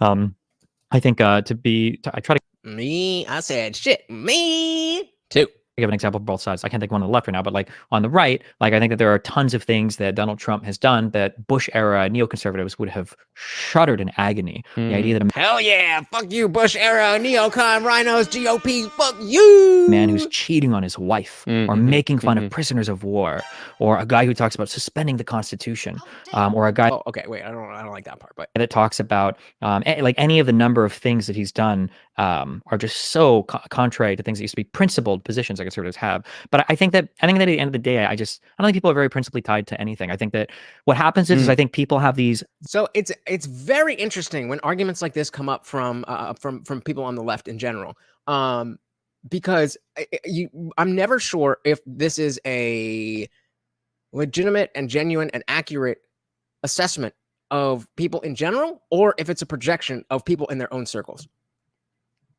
I think you can definitely argue that the principles that you find in the church, or, you know, just on the right in general, further back you go, the easier it is to be like, well, that's a little, I don't know about that. Like, oh, that's a little racist. That's a little sexist, whatever.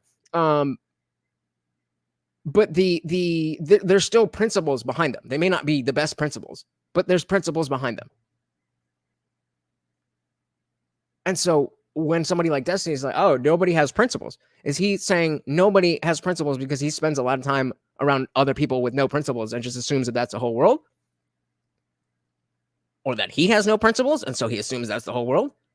Or is it an accurate assessment of the type of people that we all talk about that don't have principles on both sides? I don't know. Indie films. And I think Destiny's taken a little liberty with the truth there on the things Trump has done. What else is new? Michael said the divide boils down to tread or not tread, collectivism or individualism, use of force or liberty. Right. Right. But I think, again, tread or not tread, to do what? Collectivism or individualism, to do what?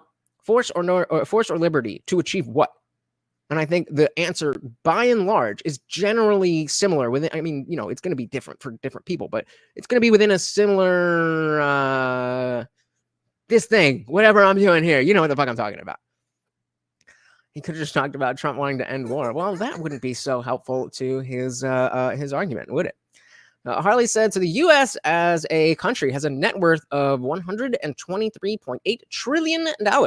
Federal government, though, has a net worth of negative $23.8 million. Walmart's net worth is $547.36 billion. So technically, Walmart is bigger, depending on how we measure it. Remember, you brought that up. So maybe we're going to say who has more laws, or who impacts the average person more day to day. I don't know. but definitely more money, and somehow not surprising at all. Microsoft is even bigger. Jesus. Bryson said Trump was the first world leader to recognize Juan Guaido as the president of Venezuela. I must have missed that one. Not familiar with that. Michael said to achieve an ideal society, which is never agreed upon. Yeah, but that doesn't mean we shouldn't try. You know? Even said, I like to measure with centimeters, but then say it's inches. I bet you do. Sam said the problem with both sides is simple. The extreme left focuses on hyper-individualism, and the extreme right focuses on fear-mongering.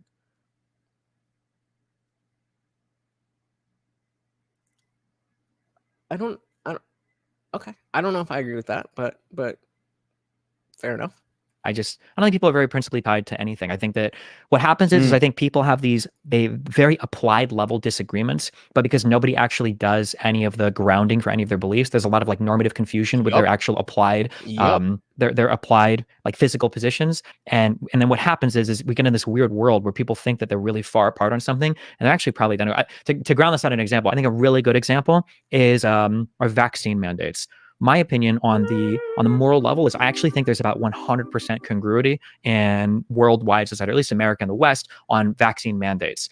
In that, if you had a virus and I could prove to you 100% that the you wouldn't need a mandate. You wouldn't need a mandate because people would already choose not to die. It's almost, I watched this already, guys. I watched it down. I took the timestamp and I was like, oh, he's going to say this and I'm going to have a dunk. That if you had a virus and I could prove to you 100% that the lethality rate of this virus is 0.001%, and at worst it's a cold, I don't think anybody in society would be okay. All right. I guess I didn't watch this. Mandating that vaccine. Except that half of the country was. What the fuck are you talking about? What? I mean, apparently it's even better. Wait, you're saying, whoa. And I could prove vaccine mandates. In that, if you had a virus and I could prove to you 100% that the lethality rate of this virus is 0.001%, and that okay, so we don't have 100%, and it's not 0.00001, it's just 0.001, but okay. Worse, it's a cold. I don't think anybody.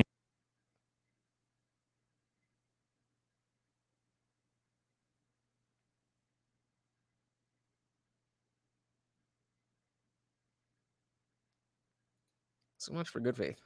The lethality rate of this virus is 0.001%, and at worst, it's a cold. I don't think anybody in society would be okay mandating that vaccine. But if I could demonstrate a virus that incubated for 2 weeks and had a 50% fatality rate, I think conservatives would be exercising their Second Amendment right to force everybody to get vaccine. Right. It wouldn't even be a question. Right, You're not going to. Sure. I'm not going to get infected. Yeah. So people think that they have like these principal differences, like, well, is a mandate okay or not okay? But that's not really. What you're really arguing about is how dangerous do you think the virus is? That's really where the disagreement. Yeah, that's right. Really interesting, actually. So I mean, I guess I agree with his bottom line that it's about how dangerous do you think it is. But I think it's wild that he could say that exact thing. And yes, obviously, COVID was more than just a cold for some people, but for most people, not really. If you did choose to die, then it's just Darwinism at play. Better for everyone, even the ones who risk it. Exactly.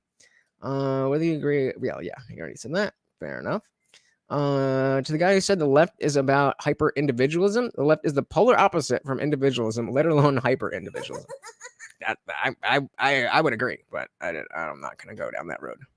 You know, so it could be 100% lethal, and I'm not going to mandate somebody else get a vaccine, wears a mask, stays in their homes. I would take care of what I thought was best for myself. Talk about individualism. Dilly to that sweet individualism. About is how dangerous do you think the virus is? That's really where the disagreement. Yeah, that's really interesting. Actually, it feels like I mean, is it? And I think this happens all the time. And the way you say people aren't really principled, do you mean that like in practice, in reality, they don't abide by their principles, or do you mean that like it's not the way people actually function or can? No, I don't think people ground their. I don't think a lot of people have a background of what do I do in a novel scenario where I don't know the external things and I have to just rely on my principles. I don't know that there is that there. A lot of you who are Christians will understand that you have your religion And that's why I don't want to take religion from anybody at this point, because people aren't ready for that yet. Well, some of us are. But the rest of you, the rest of you need something. And I mean, sorry, it is what it is. Reality, they don't abide by their principles? Or do you mean that like it's not the way people actually function or can function? Because I'm more in that second camp of like where you say people say, well, I have a principle of free speech and I have a principle of bodily autonomy, and so I and that might affect my views on abortion or on vaccine mandates or whatever. I think that like you can say you have a principle, but like you say, what you're actually debating is something else. Like that principle will fall apart at some point. Like it trivially, there's always some kind of example of something you can think of where someone's principle just goes out of the window. Yeah, kind of. But I don't even like the way you're phrasing it, because you're almost making it sound like there'd be like a crazy test case. It's not even that crazy. Yeah, but that's the thing. Yeah, I know. Yeah, I think people say they have principles, but what they really generally mean is they like the things right now that are coming from that principle. Yeah. So it's actually a pretty cool thing, that principle. But as soon as that, that's all. It just means I like that. Full stop. that changes, whew, that principle goes out the window. That's why earlier, I don't remember what we were talking about, but I gave the example of like, if I think of a thing that I want the government or somebody else to do, the first thing I think of is like, okay, what's the worst way that this could be abused? So that I know if I actually support the thing, or if I'm like, you know what, actually, I don't think I would principally support the thing. Because if it was used in a way different way, I would hate this thing. So did you think it's a problem that people do that people don't actually? Yet somehow he's totally down with all the Trump trials. Somehow he's totally down, or excuse me, he's well, I actually don't know this for sure, but I'm gonna assume he is gonna say something along the lines of the presidential immunity decision was the worst thing ever. I don't know about all that. Harley said, I'm not against seatbelt and helmet laws for minors, but I am for adults. I'm not against speed limits. I'm against how we set them. Ooh, interesting. Okay. Can you say more on how we set them? Because I have no idea how we set speed limits. I assumed there was at some type of test that they did, and then they apply like, residential roads are going to be like 25, and then everything around here is 25. But yeah. So how do they set them? Wait, I would hate this thing. So did you think it's a problem that people do that people don't actually act in accordance with their principles when they sort of think they are? Yes. Because as I say, I can't really condemn that as a bad thing, because I think that is just always going to be the case. So do you think there is a way of sort of approaching politics that genuinely does have a set of principles and abides by them? Do you think that's possible in practice? Of course it's possible. And I don't think it's bad when people do that. I just think it's bad when people don't recognize it. I would be okay with a whole host of behaviors if people just knew what they were doing. If somebody said, listen, I actually really like it when our politicians can fuck around and your politicians can't, because fuck you. I'd be like, you know what? I can respect that. I mean, fair enough. I completely agree that I definitely disagree, but with the fact that, it should be in balance, but at least you're being honest about the fact that you want it to be unfair. Can fuck around and your politicians can't, because fuck you. I'd be like, you know what? I can respect that. I disagree that gets done, but I can respect that. Yeah. But I don't like it when somebody's like, I think that every politician should be principled, but I'm going to tell you 50 million reasons why my guy going to jail, getting a conviction, getting caught with a kid, these don't actually matter. They're not, but this is why your side needs to be held to account for everything. It's like, okay, well, now you don't even know what you're saying. You don't even know what you're talking about. So I wish. Projection? Projection!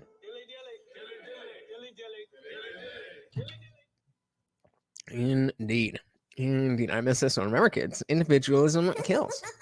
Baby Mahara said it was great seeing how fast Destiny got shut down on Piers Morgan's show. He gets mad when he can't be the leading voice on a panel. That is, that's why I don't necessarily love those, that style, that format, but I do think it has its place. I do think it's because I think conversations like this, or conversations less like this and more like Destiny and Peterson, are my flavor, because then you can you get a broader understanding of what is happening, instead of people going in and knowing that they just have to get their sound bites in. And I mean, again, I do think it has its place, but it's like, maybe now that we're kind of post-COVID and we're talking about like, well, what happened with that post-debate, and we talk when we're, maybe is it things in the past? I don't know. I don't know if it what I don't know exactly where you would place it and what goes in the box of this works for the talking head shows and this does not. But there's definitely areas it works and areas it doesn't. Any film said, I'm anti-seatbelt and helmet law, though since I've been 18, I've always worn my seatbelt, and if I'm on a highway, I'm wearing a helmet. There you go. There you go. It's almost like people can choose what's best for them.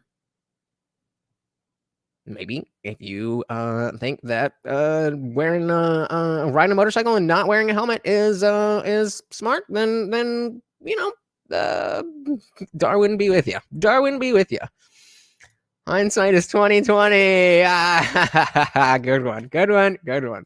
Why your side needs to be held to account for everything. It's like, okay, well, now you don't even know what you're saying. You don't even know what you're talking about. So I wish people had more awareness of what they were doing and what they were saying. Yeah. Rather than, maybe principles need to be more qualified as well. But then that sort of stops them from being principles. I mean, famously, the right to life. I feel like you could say this about me too. So I feel like this is exactly me as well. So sorry. Seems like a wait, I missed what he said. Yeah. Maybe principles need to be more qualified as well. But then that sort of stops them from being principles. I mean, famously, the right to life seems like a cool principle to abide by. Yeah, like it's like the most fundamental right. You have a right to life. Cool. But then, okay, what if somebody's trying to kill you? Can you kill them in self-defense? Yeah, sure. Okay, so I have this principle. You have a right to life except in self-defense. Okay, what about if it's not self-defense, but somebody is innocently threatening your life and the life of your family? Can you kill? Okay, yeah, maybe the right to life except in this circumstance. Innocently threatening your life except in self-defense. Okay, what about if it's not self-defense, but somebody is innocently threatening your life and the life of your family? So like, can somebody think of an example of that? Because I get what he's saying, but it's like somebody's doing something. I wouldn't have used the word innocently. I would have used the word inadvertently. But like if somebody's inadvertently threatening your life and your family, I still think that's self-defense. I don't think we need a further caveat or anything beyond that. Context said, no, Destiny just starts sounding like a complaining 13-year-old boy, and he just got his PlayStation taken away. Oh, man, that is funny. Anyone says, wait, what do you mean you have a right to life? Self-defense is part of what he is talking about. Well, yeah, I think that's what they're saying, is that you have a right to life, but that there is a built-in caveat of self-defense. And so that's not articulated when we say you have a right to life. I think you're just saying it's not explicit when you say the words right to life. Self-defense is included in that conceptually. But if somebody doesn't know that already, then they might think that, if somebody's attacking them, then they can't fight back. Sam says, I think he meant if someone was threatening but not showing intent. Yeah. So yeah. So does David have an example here? So if the guy was saying, I'm going to kill you, but wouldn't follow through. So no, I'm thinking maybe that's what Alex is saying, but I'm thinking the complete opposite, where the person is actually going to kill you and your family, but they're not doing something purposely. It's like, oh, I didn't realize that, pouring this in the lake would kill everybody downstream or something like that. I think that's somebody, what he's saying, innocently threatening your life and the life of your family.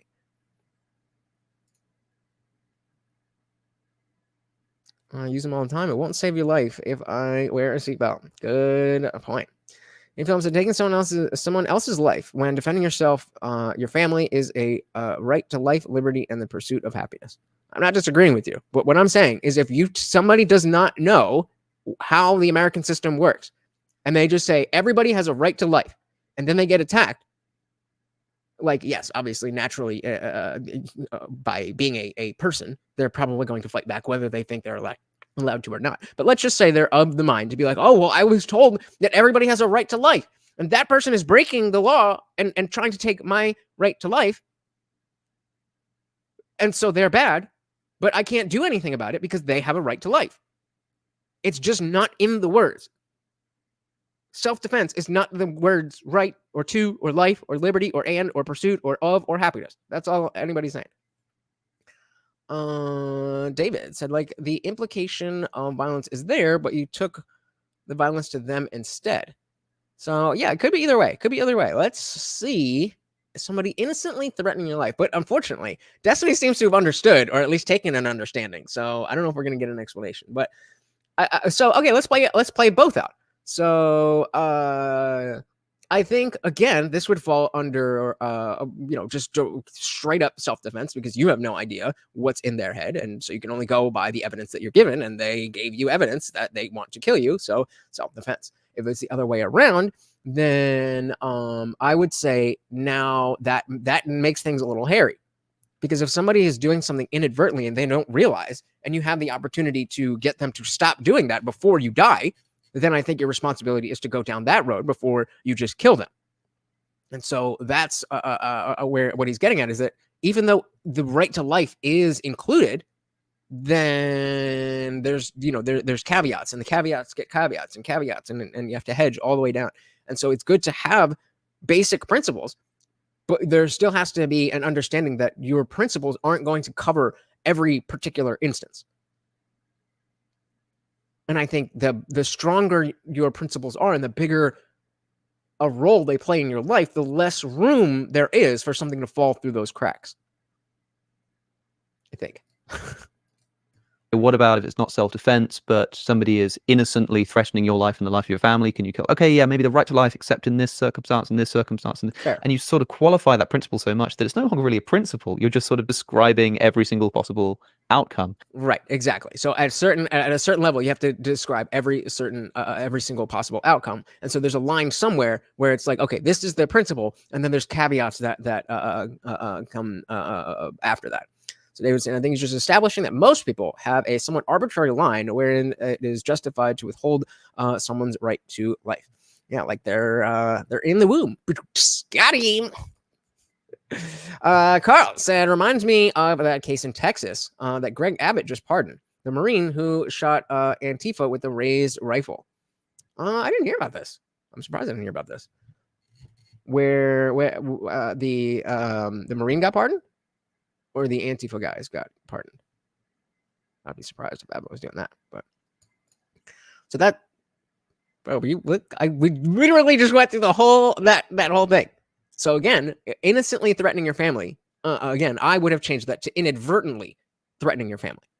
So if you're, but again, you could still be doing something that's not wrong or illegal that has the effect that can kill somebody. I'm not, again, the best example I can come up with off the top of my head is pouring something in a river where people, you and your family use that river for water to drink and stuff, and they're dumping their sewage in the river just because they're like, okay, well, what the fuck else are we gonna do with it? I would say that isn't. Okay. I know Daniel Perry. All right, I thought that happened in New York. Huh. Okay, well, shout out to Dilly to that. Oh, I'm empty. Hold on.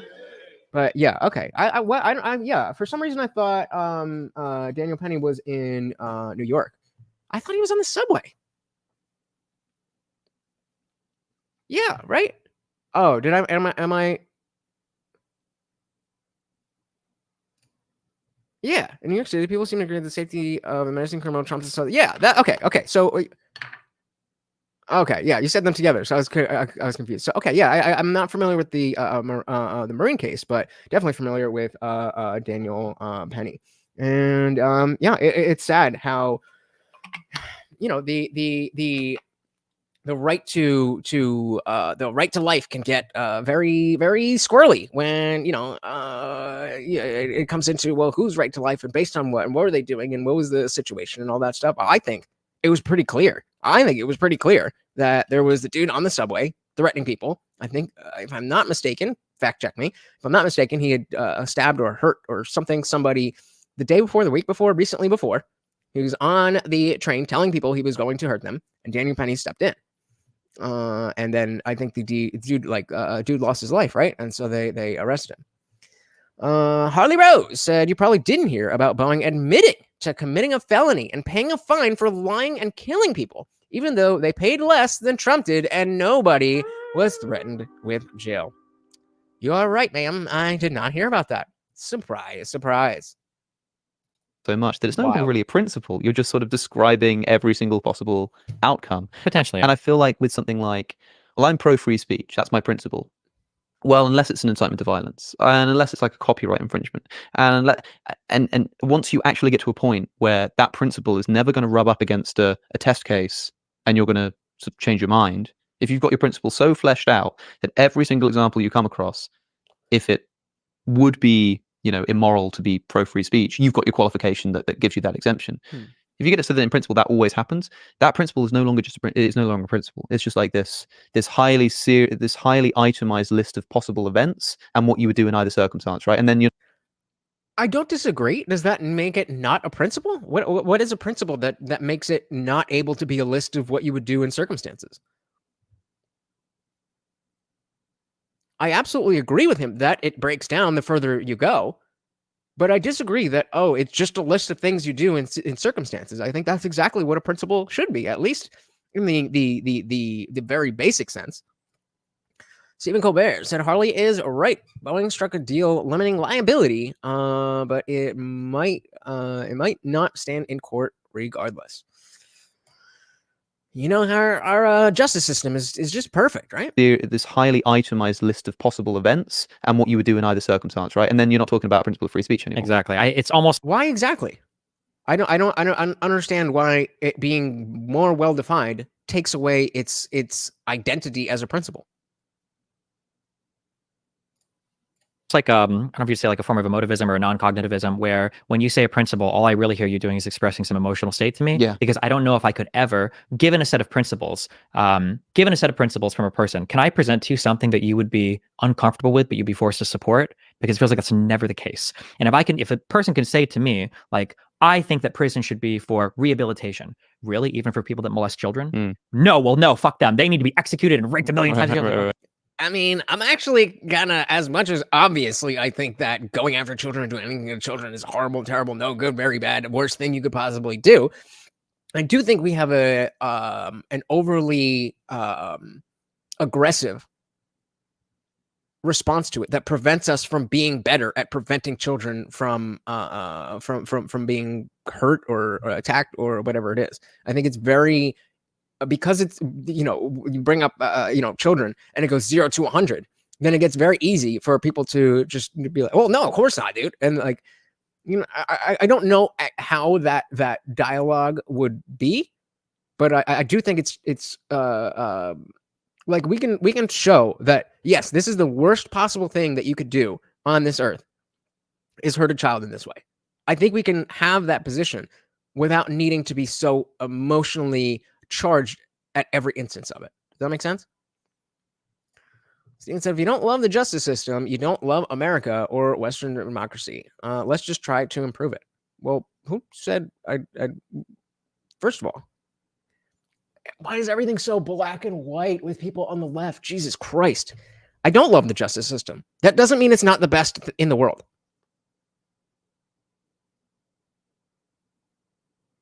I don't love the justice system. But I still think it's the best in the world. Does that make sense to you? That's where we're at. Anyfilm said, hypothetically, there was a politician who molested his children, and at least one of them also molested children and became a drug addict. There should be some sort of treatment. Yeah, that's what I'm saying. That's what I'm saying. So then put Carl in, man. How am I supposed to know? Like, all these chats are going by. Don't get mad at me. You put it in my chat. Even for people that molest children? No, well, no, fuck them. They need to be executed and raped a million times. Okay, well, it doesn't sound like you actually get. What about somebody that's like murdered, like a serial killer? Well, not for them. It's like, oh, okay, right. It's like there's a lot of people, for instance, that support.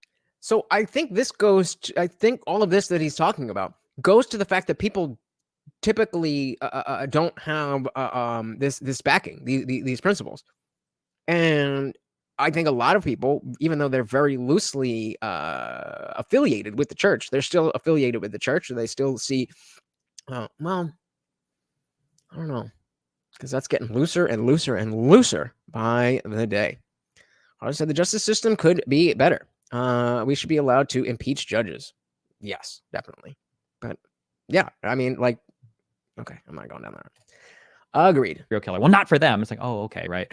It's like there's a lot of people, for instance, that support forgiveness. Yep. But They don't actually. They just want to forgive the things that they think weren't really bad in the first place. Like if I Right.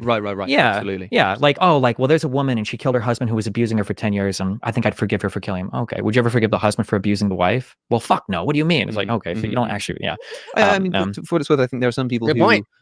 do have, like, I would say, the moral strength to do that. I mean, they're very moving accounts of, and you can watch people in court cases who, they're like Christians and they have this, philosophy of forgiveness. And then they come face to face with the person who's like brutally abused and murdered their children, and they look them in the eye and say, I forgive you. And it's moving. It takes a sort of moral courage. But I think a lot of that comes not from you just naturally want to forgive them, but because you remember you've got this principle that you sort of want to live by. I think some people are better at doing it than others, but a little bit. The problem there, though, is that in the court case, it's not zero sum. And in politics, it kind of feels that way sometimes. In the court case, if you forgive a person, technically, you only have stuff to gain. You follow your principles. It's good for you. Like, that's fine. In a political environment, there's a limited number of seats. And now to executing your principle, if it means condemning your side on something, well, any ground you give is ground gained by the enemy. And now, fuck, in a zero sum environment, well, holy shit. Yeah. Yeah. I saw one person, I can't remember this exactly how they said it, so I won't say who it was, but they were talking about like the protests that are happening in the UK at the moment, the like Palestinian protests. And they were really fearing, they thought there's sort of an existential threat to British society, all of these radicals on the streets, whatever. And I think somebody made this point being like, yeah, but what about, free speech? What about the right to protest? And this person says something like, look, that's all very well and good, but when my actual country is at stake, that doesn't matter to me anymore. That doesn't matter to me anymore. And I think a lot of us that, so remember early on in the principles discussion, definitely agree with you here, Sam. Early on in the principles discussion, Alex was asking Destiny if he thought people just don't have the principle backing, or if they have the principles and they just don't stick to them. And I think a lot, you find a lot more people on the right who have principles and just don't stick to them, where I think more often you'd find on the left that people just don't have the principle backing. But both are, I mean, practically they're both the same, Sam said, kind of like being mad at your favorite sports team when they make a bad play or a trade. Yeah, exactly. Well said. Stephen said, fix the court released an analysis showing that over a 20-year period beginning in 2004, Thomas had accepted 4.2. I'm going to assume that's not for me. Eating film said, yes, I remember when Germans invaded France during World War II and were shouting down the French government and claimed that was free speech. Free speech for all. My actual country is at stake. That doesn't matter to me anymore. Maybe didn't put it quite so strongly, but I sort of got the impression that was what was being gotten across. This sort of like, yeah, look, I'll talk about, free speech and assembly, and these are great principles and stuff. But like, if my sort of, bravely sticking to my principles means that my country is actually going to cease to exist, it's not even a contest anymore for me. You know what I mean? But doesn't that just mean that you were wrong about what your principles are? You thought your principles were, I care about free speech, or whatever the principle is, but then when the rubber meets the road, and it's like, well, actually, my principle is that America, or whatever my country is, overall, over everything, right? I don't like this. I don't agree with the way that they're phrasing how something like loses its identity as a principle just because it has caveats. I don't know. Shout out to Bill Sloiter. Welcome to the party. Says the left will claim principles to take the high ground. It does not mean that they are being honest about their position. I completely agreed. But I do also think that people left, right, center, up, and down can do this. So it's again, it comes back to, do you not have the principles to begin with, or do you have the principles and you're just not sticking to them? And it's hard to tell because it's going to manifest in essentially the same behavior, or at least the behavior that we wouldn't be able to tell. Are you doing that because you don't have principles, or are you doing that because you have principles and you're just ignoring them? Europe is being invaded by a foreign army. I think free speech in our country at least applies to actual citizens. Also, no countries have a First Amendment protecting free speech, except for us. Sam said, yes, the Supreme Court is broken and unbalanced. There should never have been a majority in judge from one side or the other politically, and lifetime appointments need to go. Well, I mean, hold on. Wait. It's an odd number, so it's always going to be one side or the other. Unless we're just assuming that there are people who are going to go as far in politics as the Supreme Court and not be politically engaged personally. So if you have an odd number, there's always going to be one more, at least, on one side. Right? Yeah. Well, again, how do we know? How do we know if they're ignoring them or if they don't have them in the first place? Hey, shout out to a first timer. Dilly to you, Bill. Glad to have you. Exactly. There's always going to be a majority one way or the other. Yeah, I don't understand how that's okay. So if we're talking about courts and justice not working well enough, why wouldn't you care that Thomas is accepted for? Who said I don't care that? What are you talking about? All right, moving on. That means the principle was bad. But that's the thing. It either means the principle is bad, or they don't have the principles. It means the principle doesn't exist, needs qualification, or it means that the principle sort of never actually existed. Yeah. Right. And that's why I say I'm more in the camp of saying, like, you think you've got a principle, but all you've got is a general rule of thumb that you haven't found a counterexample to yet. And what is the difference? What is the difference? I'm not saying they're not different. I'm not understanding how how they're different. What is a principle except for instructions on what to do when things happen? Yeah. Right. And that's why I say I'm more in the camp of saying, like, you think you've got a principle, but all you've got is a general rule of thumb that you haven't found a counterexample to. So what's wrong? Yeah. How does having a general rule of thumb that you haven't found a counterexample to? Why is that better or worse than what you're calling a principle? And how is it different? I don't see a difference. Sounds like semantics. You've got a principle, but all you've got is a general rule of thumb that you haven't found a counterexample to yet. And trivially, if you want to be like a pedantic philosopher type, you can always think up some ludicrous, obvious counterexample. Oh, you're in favor of free speech. What if, like, supporting this person's free speech meant that every single person on planet Earth was, like, brutally, like, burned in a fire for 1 billion years? Like, okay, obviously then I'm not going to stick to my principle. But then what is a principle? As I say, it's just a general rule of thumb to which you haven't thought of an example or haven't found an example in the real world. Exactly. So what? You just stomped on your entire argument that, oh, it's not a principle. It becomes an example of what you should do in the real world.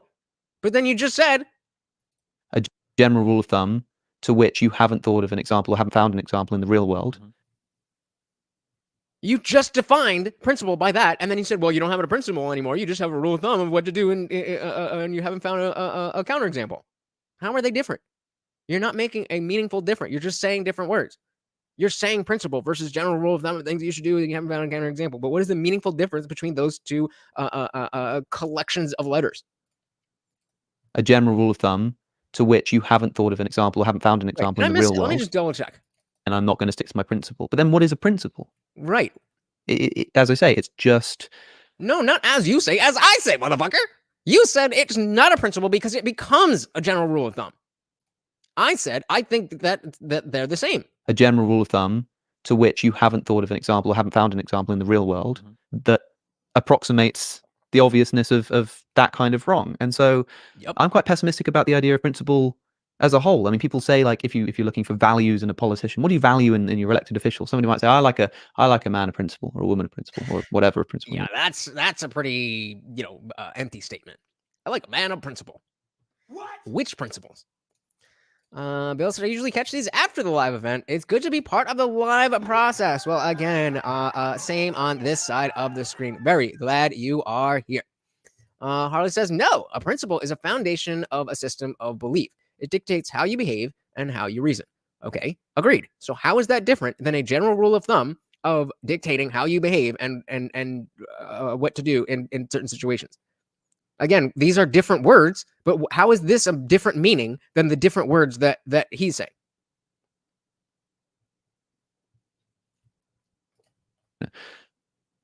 and I'm sort of like, why is, I mean, what does that even mean? I don't even know if that's like achievable. I mean, do you feel like, I mean, if we're Carlos said, I think the difference is a principle has a religious or philosophical grounding. A rule of thumb has less societal weight because it lacks that connection. Do we have an example of that? Do we have, like, what would be a principle versus a rule of thumb that doesn't have enough societal weight? But again, this comes down to either the lack of having principles or the lack of adhering to principles. No, so I think the question still comes down to the same thing: how is a principle different than just a protocol of what you are to do in certain situations, or as how you should reason in certain situations? How is that different than what a principle is? Or rather, excuse me, how is that different than a rule of thumb? Bill says it comes down to integrity, doing the right thing when no one is around to see it. Yep, that's for sure. So Stephen said a rule of thumb is look both ways before crossing a busy street. But if you're being chased by a bear, perhaps you ignore it. What? So that's, again, is it to me? Because this is not so again, we're asking about the difference between a principle and a rule of thumb, and demonstrating the philosophical grounding or lack thereof to differentiate between a rule of thumb and a principle. Hey, look who we got! Just a cog in the fuckery. Long time no see. Very, very good to see ya. So principles are strong values and much more personal. Rules are just basic guidelines. And so then are we saying that they're in the same category, but principle is just a stronger rule? You have rules, and then you have rules that are so strong and personal that they become principles. I think if they're in the same category, then they are not they are not making that distinction. Okay, how? I'm not arguing with you. I'm asking you. You keep saying these things, you guys. Show me an example of this action is a principle because it has a philosophical grounding, but this is merely a rule of thumb because it doesn't. What is the difference? Rule of thumb is based on principles. It's where you use your method of reasoning and principles to make a decision. Right. So again, I'm asking about the difference. The difference. So again, I need a comparison. This says they're the same, which goes against what everybody's been saying. Unless you are agreeing with me and saying that they are the same, or at least that they're in the same category.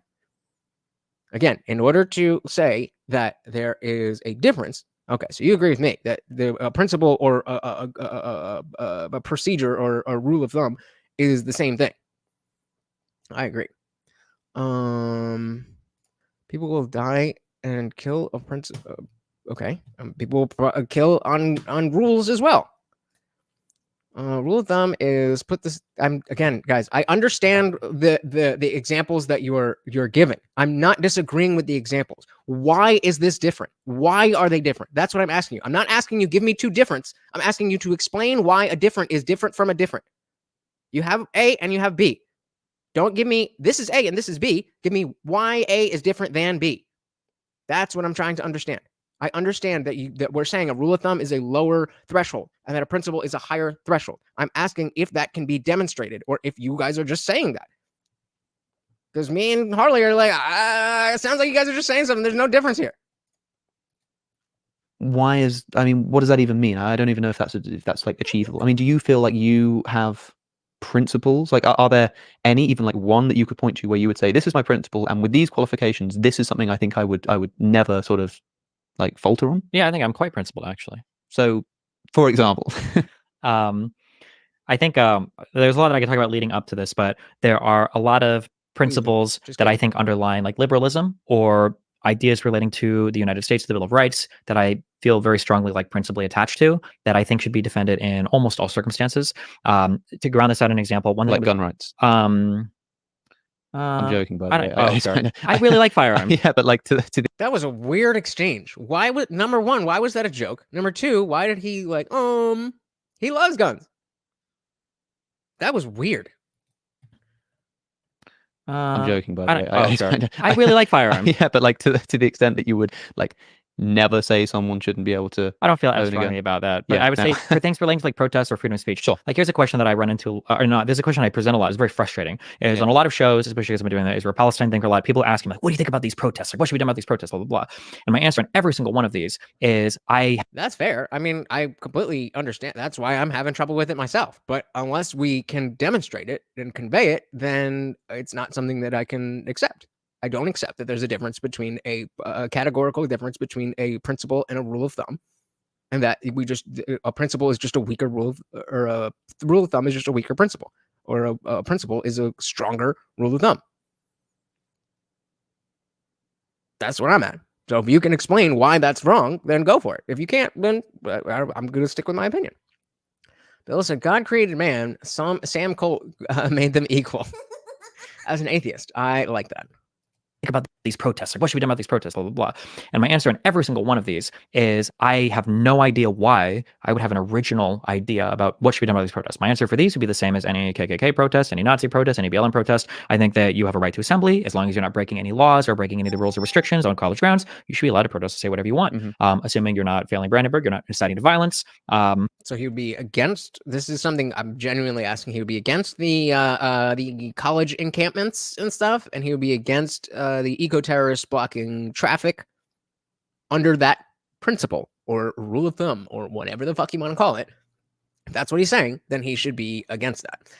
So guys, we are just past the 2-hour mark.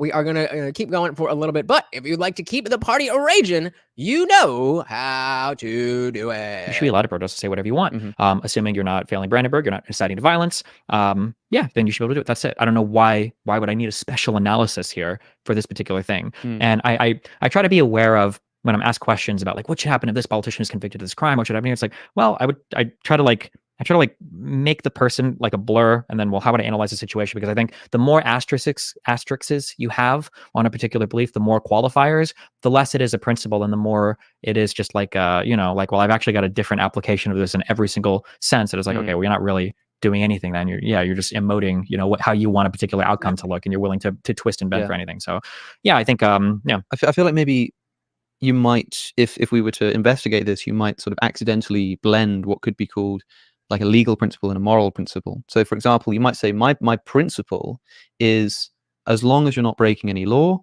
you should be able to protest, right? And it's sort of like my moral principle. Does anybody disagree? As long as you're not breaking any... Actually, hold on. I actually disagree with that. Well, I know I agree with that, but I would take it a step further, and I would say that as long as you're not hurting anybody, because a protest isn't necessarily like civil disobedience is meant to break the law, but it's supposed to be civil. So you're breaking the law to get attention on your message or whatever, but you're doing so without hurting people, and you're accepting the possibility that it ain't gonna end well. Breaking any law, you should be able to protest, right? And it's sort of like my moral principle is that if you're not breaking any legal law, you should be able to protest, because I've also got this other sort of legal principle that you shouldn't break the law, right? And so you've got a moral and a legal principle sort of coming together. But when people say, what should we do about these protests? And you say, so Anyfilm said, I would bet 100% that if there was something there, the Democrats would be working to impeach Thomas on immediately. Who knows? Well, I mean, like anything else, as long as they're not breaking the law. I think what they're really asking is, well, do you think we should change the law? Like, do you think that... I would love that question. That would be so much more honest, though. But Wait, I missed it. What did you say? I mean, like anything else, as long as they're not breaking the law. I think what they're really asking is, well, do you think we should change the law? Like, do you think that...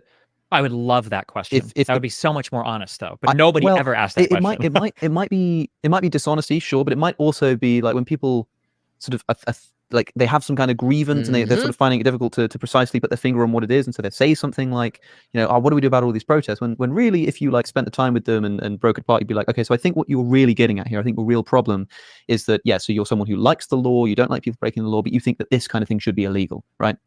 And so your principle wouldn't change, right, about like being able to protest without breaking the law, but some other principle about what should be legal or not might be being challenged there, right? So I think a good example for this would be weed. That a lot of us believe that a lot of us have the principle that you shouldn't break the law, but and again, I'm just speaking for the potheads here, but that, we would smoke weed anyway because we don't agree with that law. And we, especially, I don't know what y'all have done, but I've definitely done work to help change the law in this state. And now it's legal. Some other principle about, what should be legal or not might be being challenged there, right? And so, I don't know, I guess like, there's two things going on Yeah. with what you're saying. One is you can have a principled attachment to the law. I think that's totally fair. When you're operating in a particular area, there is an assumption that you're consenting to the rules and regulations of that area, and that there is an intrinsic moral goodness to following the particular rules of that area. So strictly following the law or supporting a law, I think, can be seen as a moral good, even if in principle you might be opposed to some provisions of that law, depending on how deep the opposition goes, right? So like you might think that, like, I think ethically we should be able to protest until midnight, but the law says till 10, and I need to be in a country of law-abiding citizens because I understand we all have different moral foundations and we have to agree on a collective morality, and we've kind of like to call this the application of that as law. So fine, I'll only protest on. But that doesn't necessarily mean you have to say like, well, ideally in society I wouldn't want to own people, but slavery is the law, so I guess I'm going to buy a slave, right? Or even further, again, why a protest doesn't need to necessarily be within the confines of the law is that if you are specifically trying to bring the attention of, hey, I know the curfew is 10, but I'm out here at midnight, but I'm not hurting anybody and I'm willing to be arrested, then I think that protest is morally fine. Morally. Carl said, this is why the English language is so great. We have so many descriptive words, semantics becomes a problem. I mean, yeah, you could definitely make that argument. Ideally in society, I wouldn't want to own people, but slavery is the law. So, I guess, I'm going to buy a slave, right? Obviously, there are going to be some differences on what you accept and what you don't accept. So on one, I would say there is a principled attachment just to following the law in an area. You have to have a collective group of citizens that all have that shared feature of wanting to follow the law, broadly speaking. And then the second thing, in terms of like the changing of the law itself, I would say that right now the laws on the books are pretty good when it comes to protests, and I wouldn't apply them differently to different groups of people. If somebody would ask me, do you think we should... That's the part, applying them differently to different groups of people, because we certainly, obviously, treated the J6ers way worse than the Summer of Love riots. Sam said, I have a huge problem with the laws on weed. Because of the way they stand now, I lost a job without even smoking it. Damn, how does that happen? How does that happen? What are they like? Were you in the car with somebody or something? Been there. Damn, that's wild. I am sorry to hear that.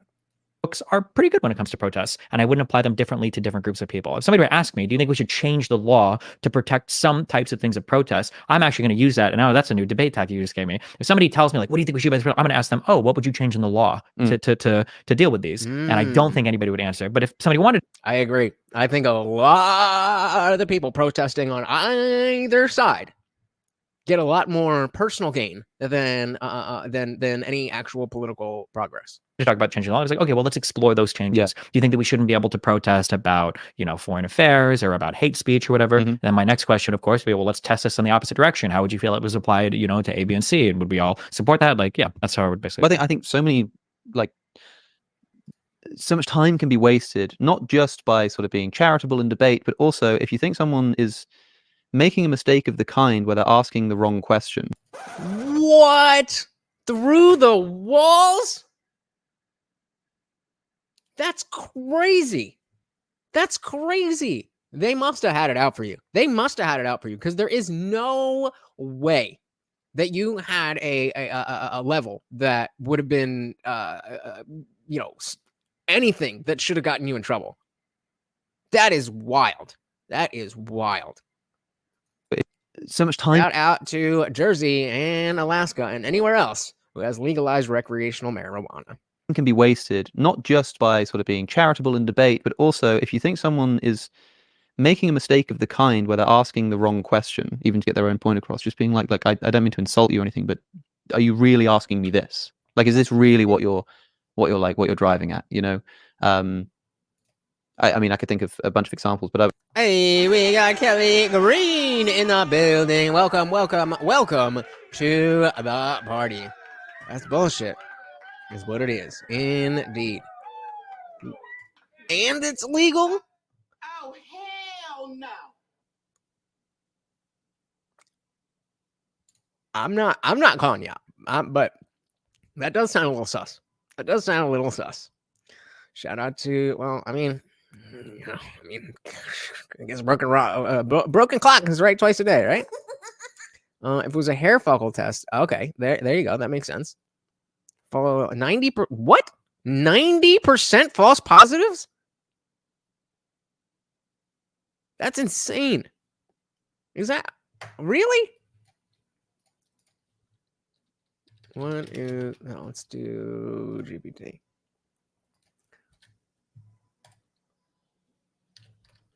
What is the false positive rate on hair follicle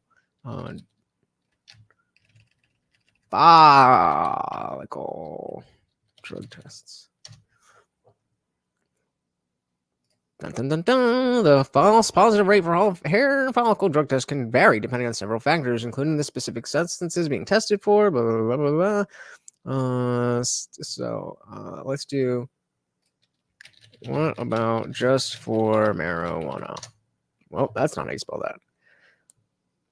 For marijuana, false positive rate in hair follicle drug tests is also generally low, but some specific factors can influence it. Hair follicle tests for marijuana typically look for some presence of the metabolite THC, COOH, which is contamination. Hair can be contaminated by external exposure to marijuana smoke, although modern testing techniques aim to distinguish between actual use and external contamination. It remains a potential source of false positives. Testing methods, detection window. The exact false positive rate for marijuana in hair follicles test isn't widely published, but it is considered to be low when a proper confirmatory test is used. The initial screening test indicates a positive result. It is typically followed by a confirmatory test to ensure accuracy, significantly reducing the chances of a false positive.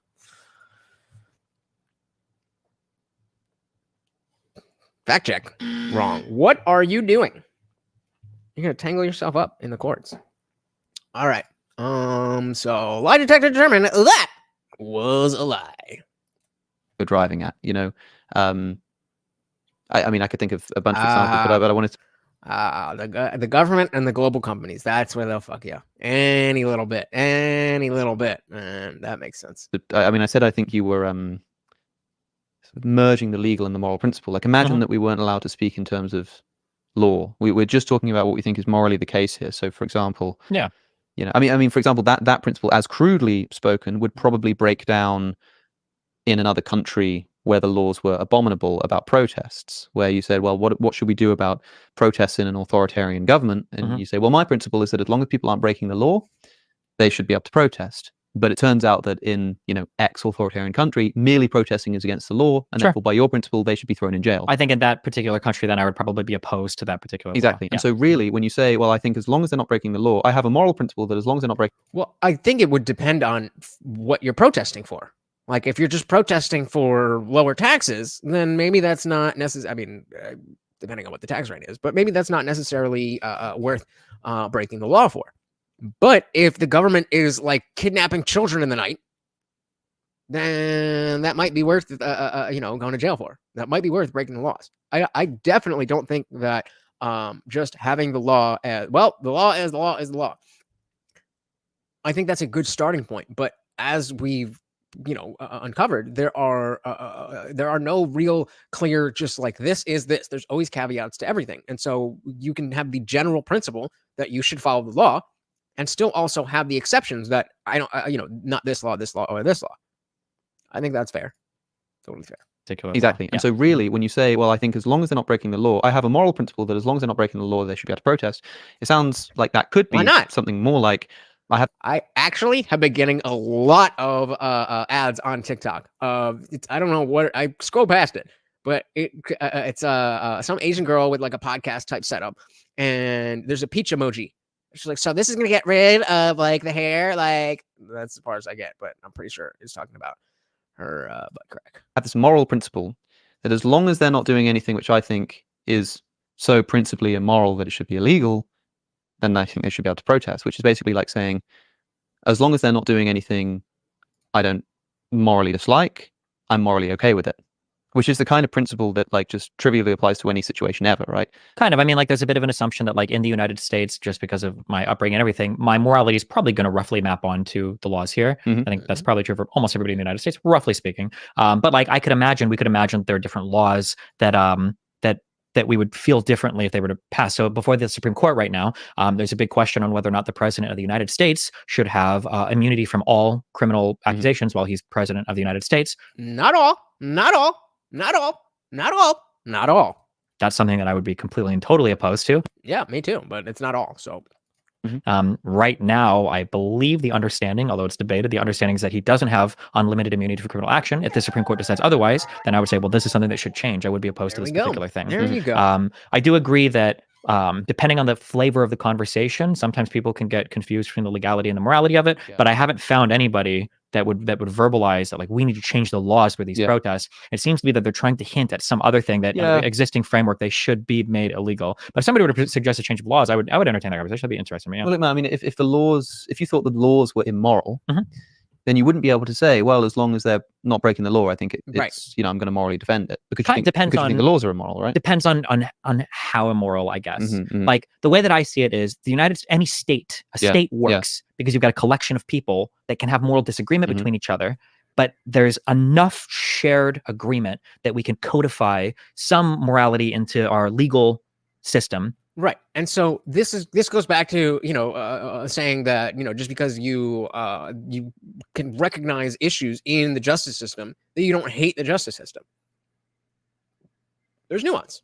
And then we got a group of laws that you now have to follow under compulsion of force. Not all of them, but a lot of things, a lot of moral principles we have. But there are going to be things that we disagree on morally that we might feel like there should be a law. Like, is it like you can lie to me? I should be able to call the cops on you for lying to me. That's not fair. It's like, well, no, it's immoral, but we don't have a law for that.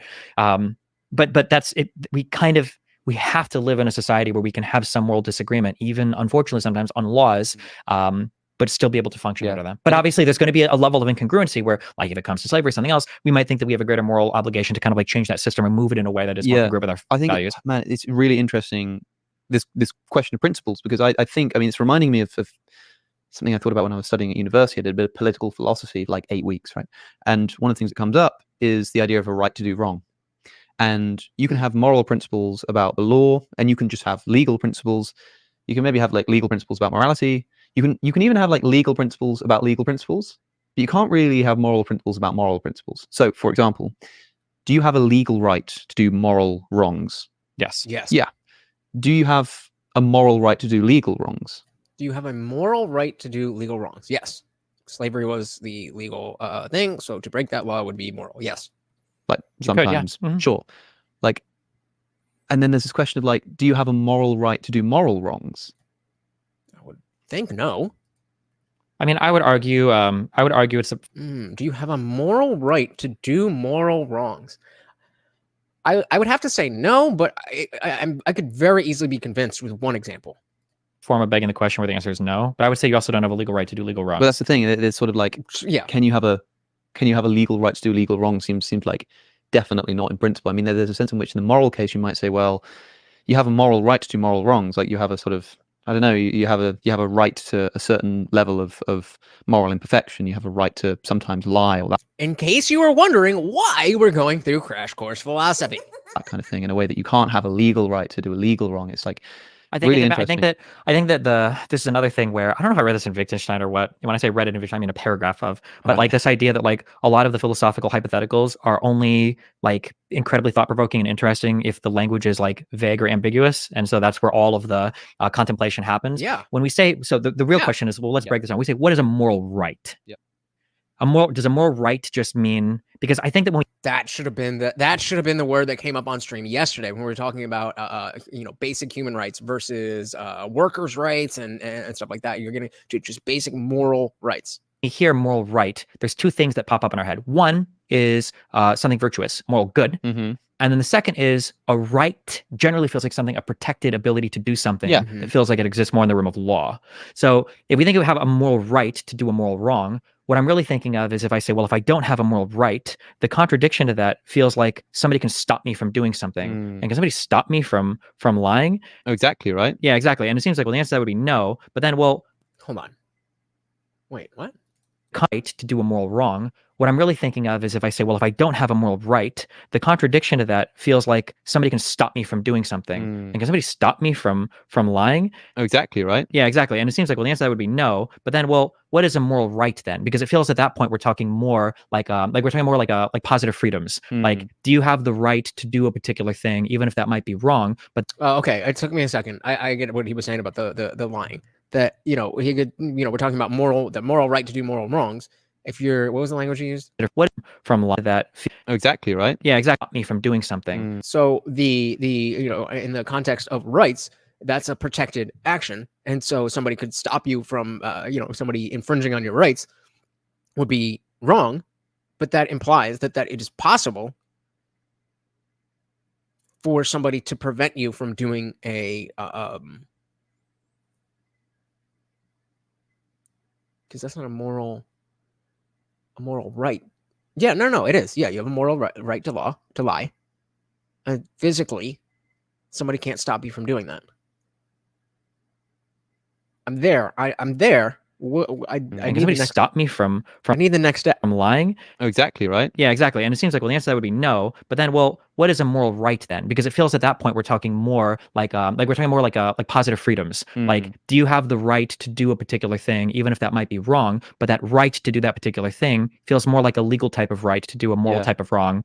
Which, yeah, this is probably the problem with like the legalization of morality. Like you said, there's sort of like this great tradition of virtue ethics and sort of just doing the thing the virtuous person would do. And we've like transformed and defaced morality to become this sort of utilitarian calculus. And there's sort of like, rights and wrongs. And it's probably a framework of our sort of legalistic thinking being applied to morality too. I'm not entirely sure. But this question of, we'll put the principle, the question principle to bed, because I think we're sort of almost doing it to death now. But I've always found it really fascinating how principle is seen as a virtue in itself. If you're a person of principle, that's a good thing. If you stick by your standards, and even if you don't like someone's principle, you can kind of respect. It's kind of like Yeah, this is exactly what Dustin was saying before. That if like, oh, I want my politicians to be able to do this, but I don't want yours. That's a principle, and you're sticking to your principles. And even though it's a bad principle, and I don't agree with the principle, the fact that you are willing to stand on business is respectable. In those like presidential or prime ministerial debates where some clever journalist says, well, why don't you both say something you like about each other? And the audience laughs, and it's this great sort of moment of frivolity. And one of the things they often say, because they're like panicking, what the hell is Hillary Clinton going to say she likes about Donald Trump? They might say something like, well, I like that they stand up for what they believe in. I like that they have their beliefs and they stick by them. And it sounds like a nice thing to say about someone, but like, do you? Like, would you say that about I don't think so. someone you actually think is immoral? Like, would you say, well, that sort of racist like KKK member over there, he might be doing terrible things, but at least he stands by his principles? Absolutely, only because of the fact that there are people who are racist who are not standing by their principles and hiding behind semantic obfuscation and things like oh, black people don't know how to find the DMV. That's racism. So I absolutely have more respect for I don't have respect for racism in general. So you're only going from here to here, but you're still at the bottom of the barrel. But the racist who is subversive is down here, and the racist who's standing on business is up here. I think that's totally fair. KKK member over there, he might be doing terrible things, but at least, he stands by his principles. He's got his principles and he's not a hypocrite. He lives by them. It's not the enemy I know automatically a virtue to live by principle. I disagree. Right? It's only. I disagree. I completely disagree. I think the person who is upfront about their flaws, about the things that you don't like about just anything upfront, that is better than being subversive. Virtual to be principled if your principle is a good one. Nope. Which means that you don't actually value the idea of being principled. You value the moral good of the principle that they're holding, right? And so this idea of principle just disappears in front of my eyes. Yeah, I think again, I just completely disagree. I completely disagree. I think there's two things going on here. So firstly, what you just said reminds me when somebody's like it's like this level 1 appreciation of somebody where people say this a lot about a certain politician in the United States that I won't name, who's running for president, who was just convicted of like 33 felonies.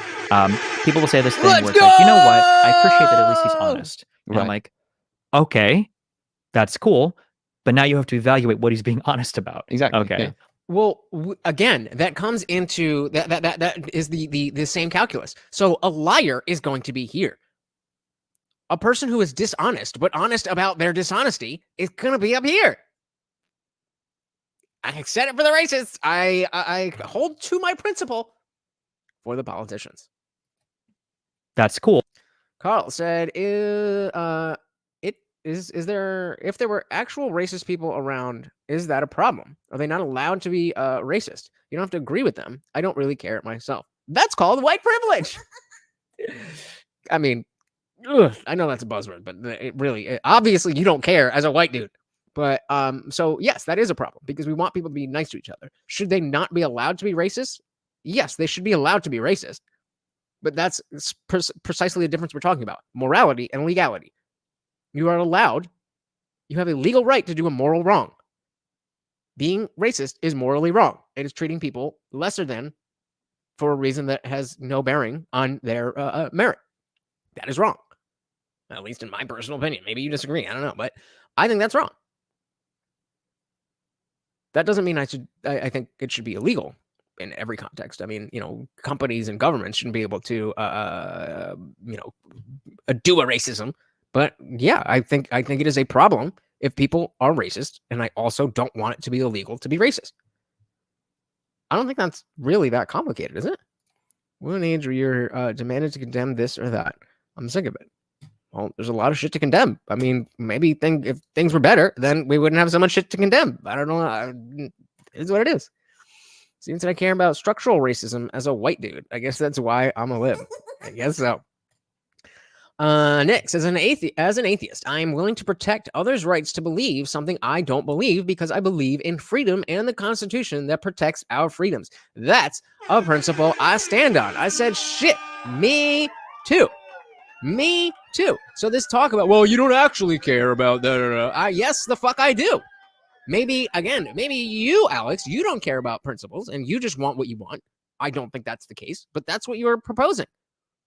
And that's simply not the case. There's so many examples. I think everybody here could probably find an example of something that they would rather have be different, but they want to protect the right for things to be the way they are for the value and the principle of freedom or liberty or whatever you want to call it. I think that is really, I think that would be really easy. Shout out to Susan Turpin. Welcome. Said, you're free to be racist, but be prepared to have consequences for being a racist. Yeah, I mean, not legal unless you're the government or a corporation or something. But as an individual, yeah, I'm totally with that. Nobody likes someone who whines about things they don't like all day long. That's why the far left can lose the script. I definitely agree with you there. But racists who just don't like to be called out are losing the plot also. I also agree with that. Yeah, it's so easy to see the two extremes. But again, coming back to principles, people seem to just want their thing, whatever it is, their politician, their policy, their way of whatever. They want their thing. And because there is a principle that could be used to argue for that, then they glob onto that argument. But again, that's working in reverse. You should have your principles. And okay, my principles are this. Therefore, you work from your principles and you work forward. But, Americans, right? Americans. But we can, this is something that can be fixed. This is something that people can come to understand. I think the problem with people either not sticking to their principles or not having principles to begin with has to do with the fact that they don't really realize the value of having principles. It's been very recent where being non-religious has been an acceptable thing. And while there were bad people in religion, there's going to be bad people out of religion. But there's going to be a lot more people who are tempted to engage in bad behavior without the principles behind them. So that's why I definitely appreciate what Christianity or religion in general, is doing for our culture right now. But I still think that we need to move beyond that because we need stronger principles. Because clearly, it's not working out. So I don't know. That is that's definitely a tough call. let's shout out our sponsors of the stream. We had our boy, the Funk Master General, with a $5 super chat. We had a Guam Tech with a double Venmo. Again, happy birthday to the baby girl. And then our boy, the Funk Master General, with another 5 gifted memberships. Thank you, thank you, thank you so very, very much, guys. I really, really, really do appreciate that. And I think this was a really cool conversation. And this is definitely more in line of what I would like to do more often, more philosophical type stuff. But it's definitely difficult to find the balance of, you know, what is over my head and what is you know, balanced enough and low tier enough for everybody to grab on. But, you know, hopefully as we go through the crash course philosophy thing, that'll get a little bit easier. So really quick, just some housekeeping for this week. I am, of course, going to Freedom Fest on Wednesday morning. So tomorrow I got a bunch of shit to do. I don't know what it's going to be like. I am most likely not going to be able to do the 8 p.m. Eastern shows. But I am going to try to get on at least every other day to talk to you and talk about what's going on. Hopefully I'll get some interviews with some people that are really cool. So if you are new, definitely hit that subscribe. I am headed out to Vegas for Freedom Fest. Like I said, Wednesday morning. So let me know, you know, check out Freedom Fest and let me know what you want me to do there, because I got a press pass. So I'm media. So I can get in a lot of places that a lot of other people can't. I can get into where speakers and panelists and other important people are going to be. So check out what Freedom Fest is and give me some direction. Be like, yo, you should go talk to this guy, and I'll try to find him or whatever. Let's close on Stephen Colbert Cheese said, I appreciate you taking on this convo, even though if you truly seek truth, it won't be very popular or monetizable unless you have a fan base on a Destiny level. Well, we are gonna get there. All in good time. All in good time. Hey, I mean, you walked into it. All right, guys. Thank you so very much. Members, I will see you in the after party. I can't stay for too long. I got to pack and stuff, but of course, we always do an after party. That's right. If you are a member of the channel, make sure you join the Discord and head over to the party. I will see you there. Oh, we got equality and deference in the Rumble chat. Thank you for stopping by. You have a good night. You guys as well. Thank you so very, very much for hanging out. Once again, this is Morty, and I am your host, Lutch, aka the Indian Jesus, here to resurrect the second coming of common sense. Until next time, guys, we are out of here. Peace.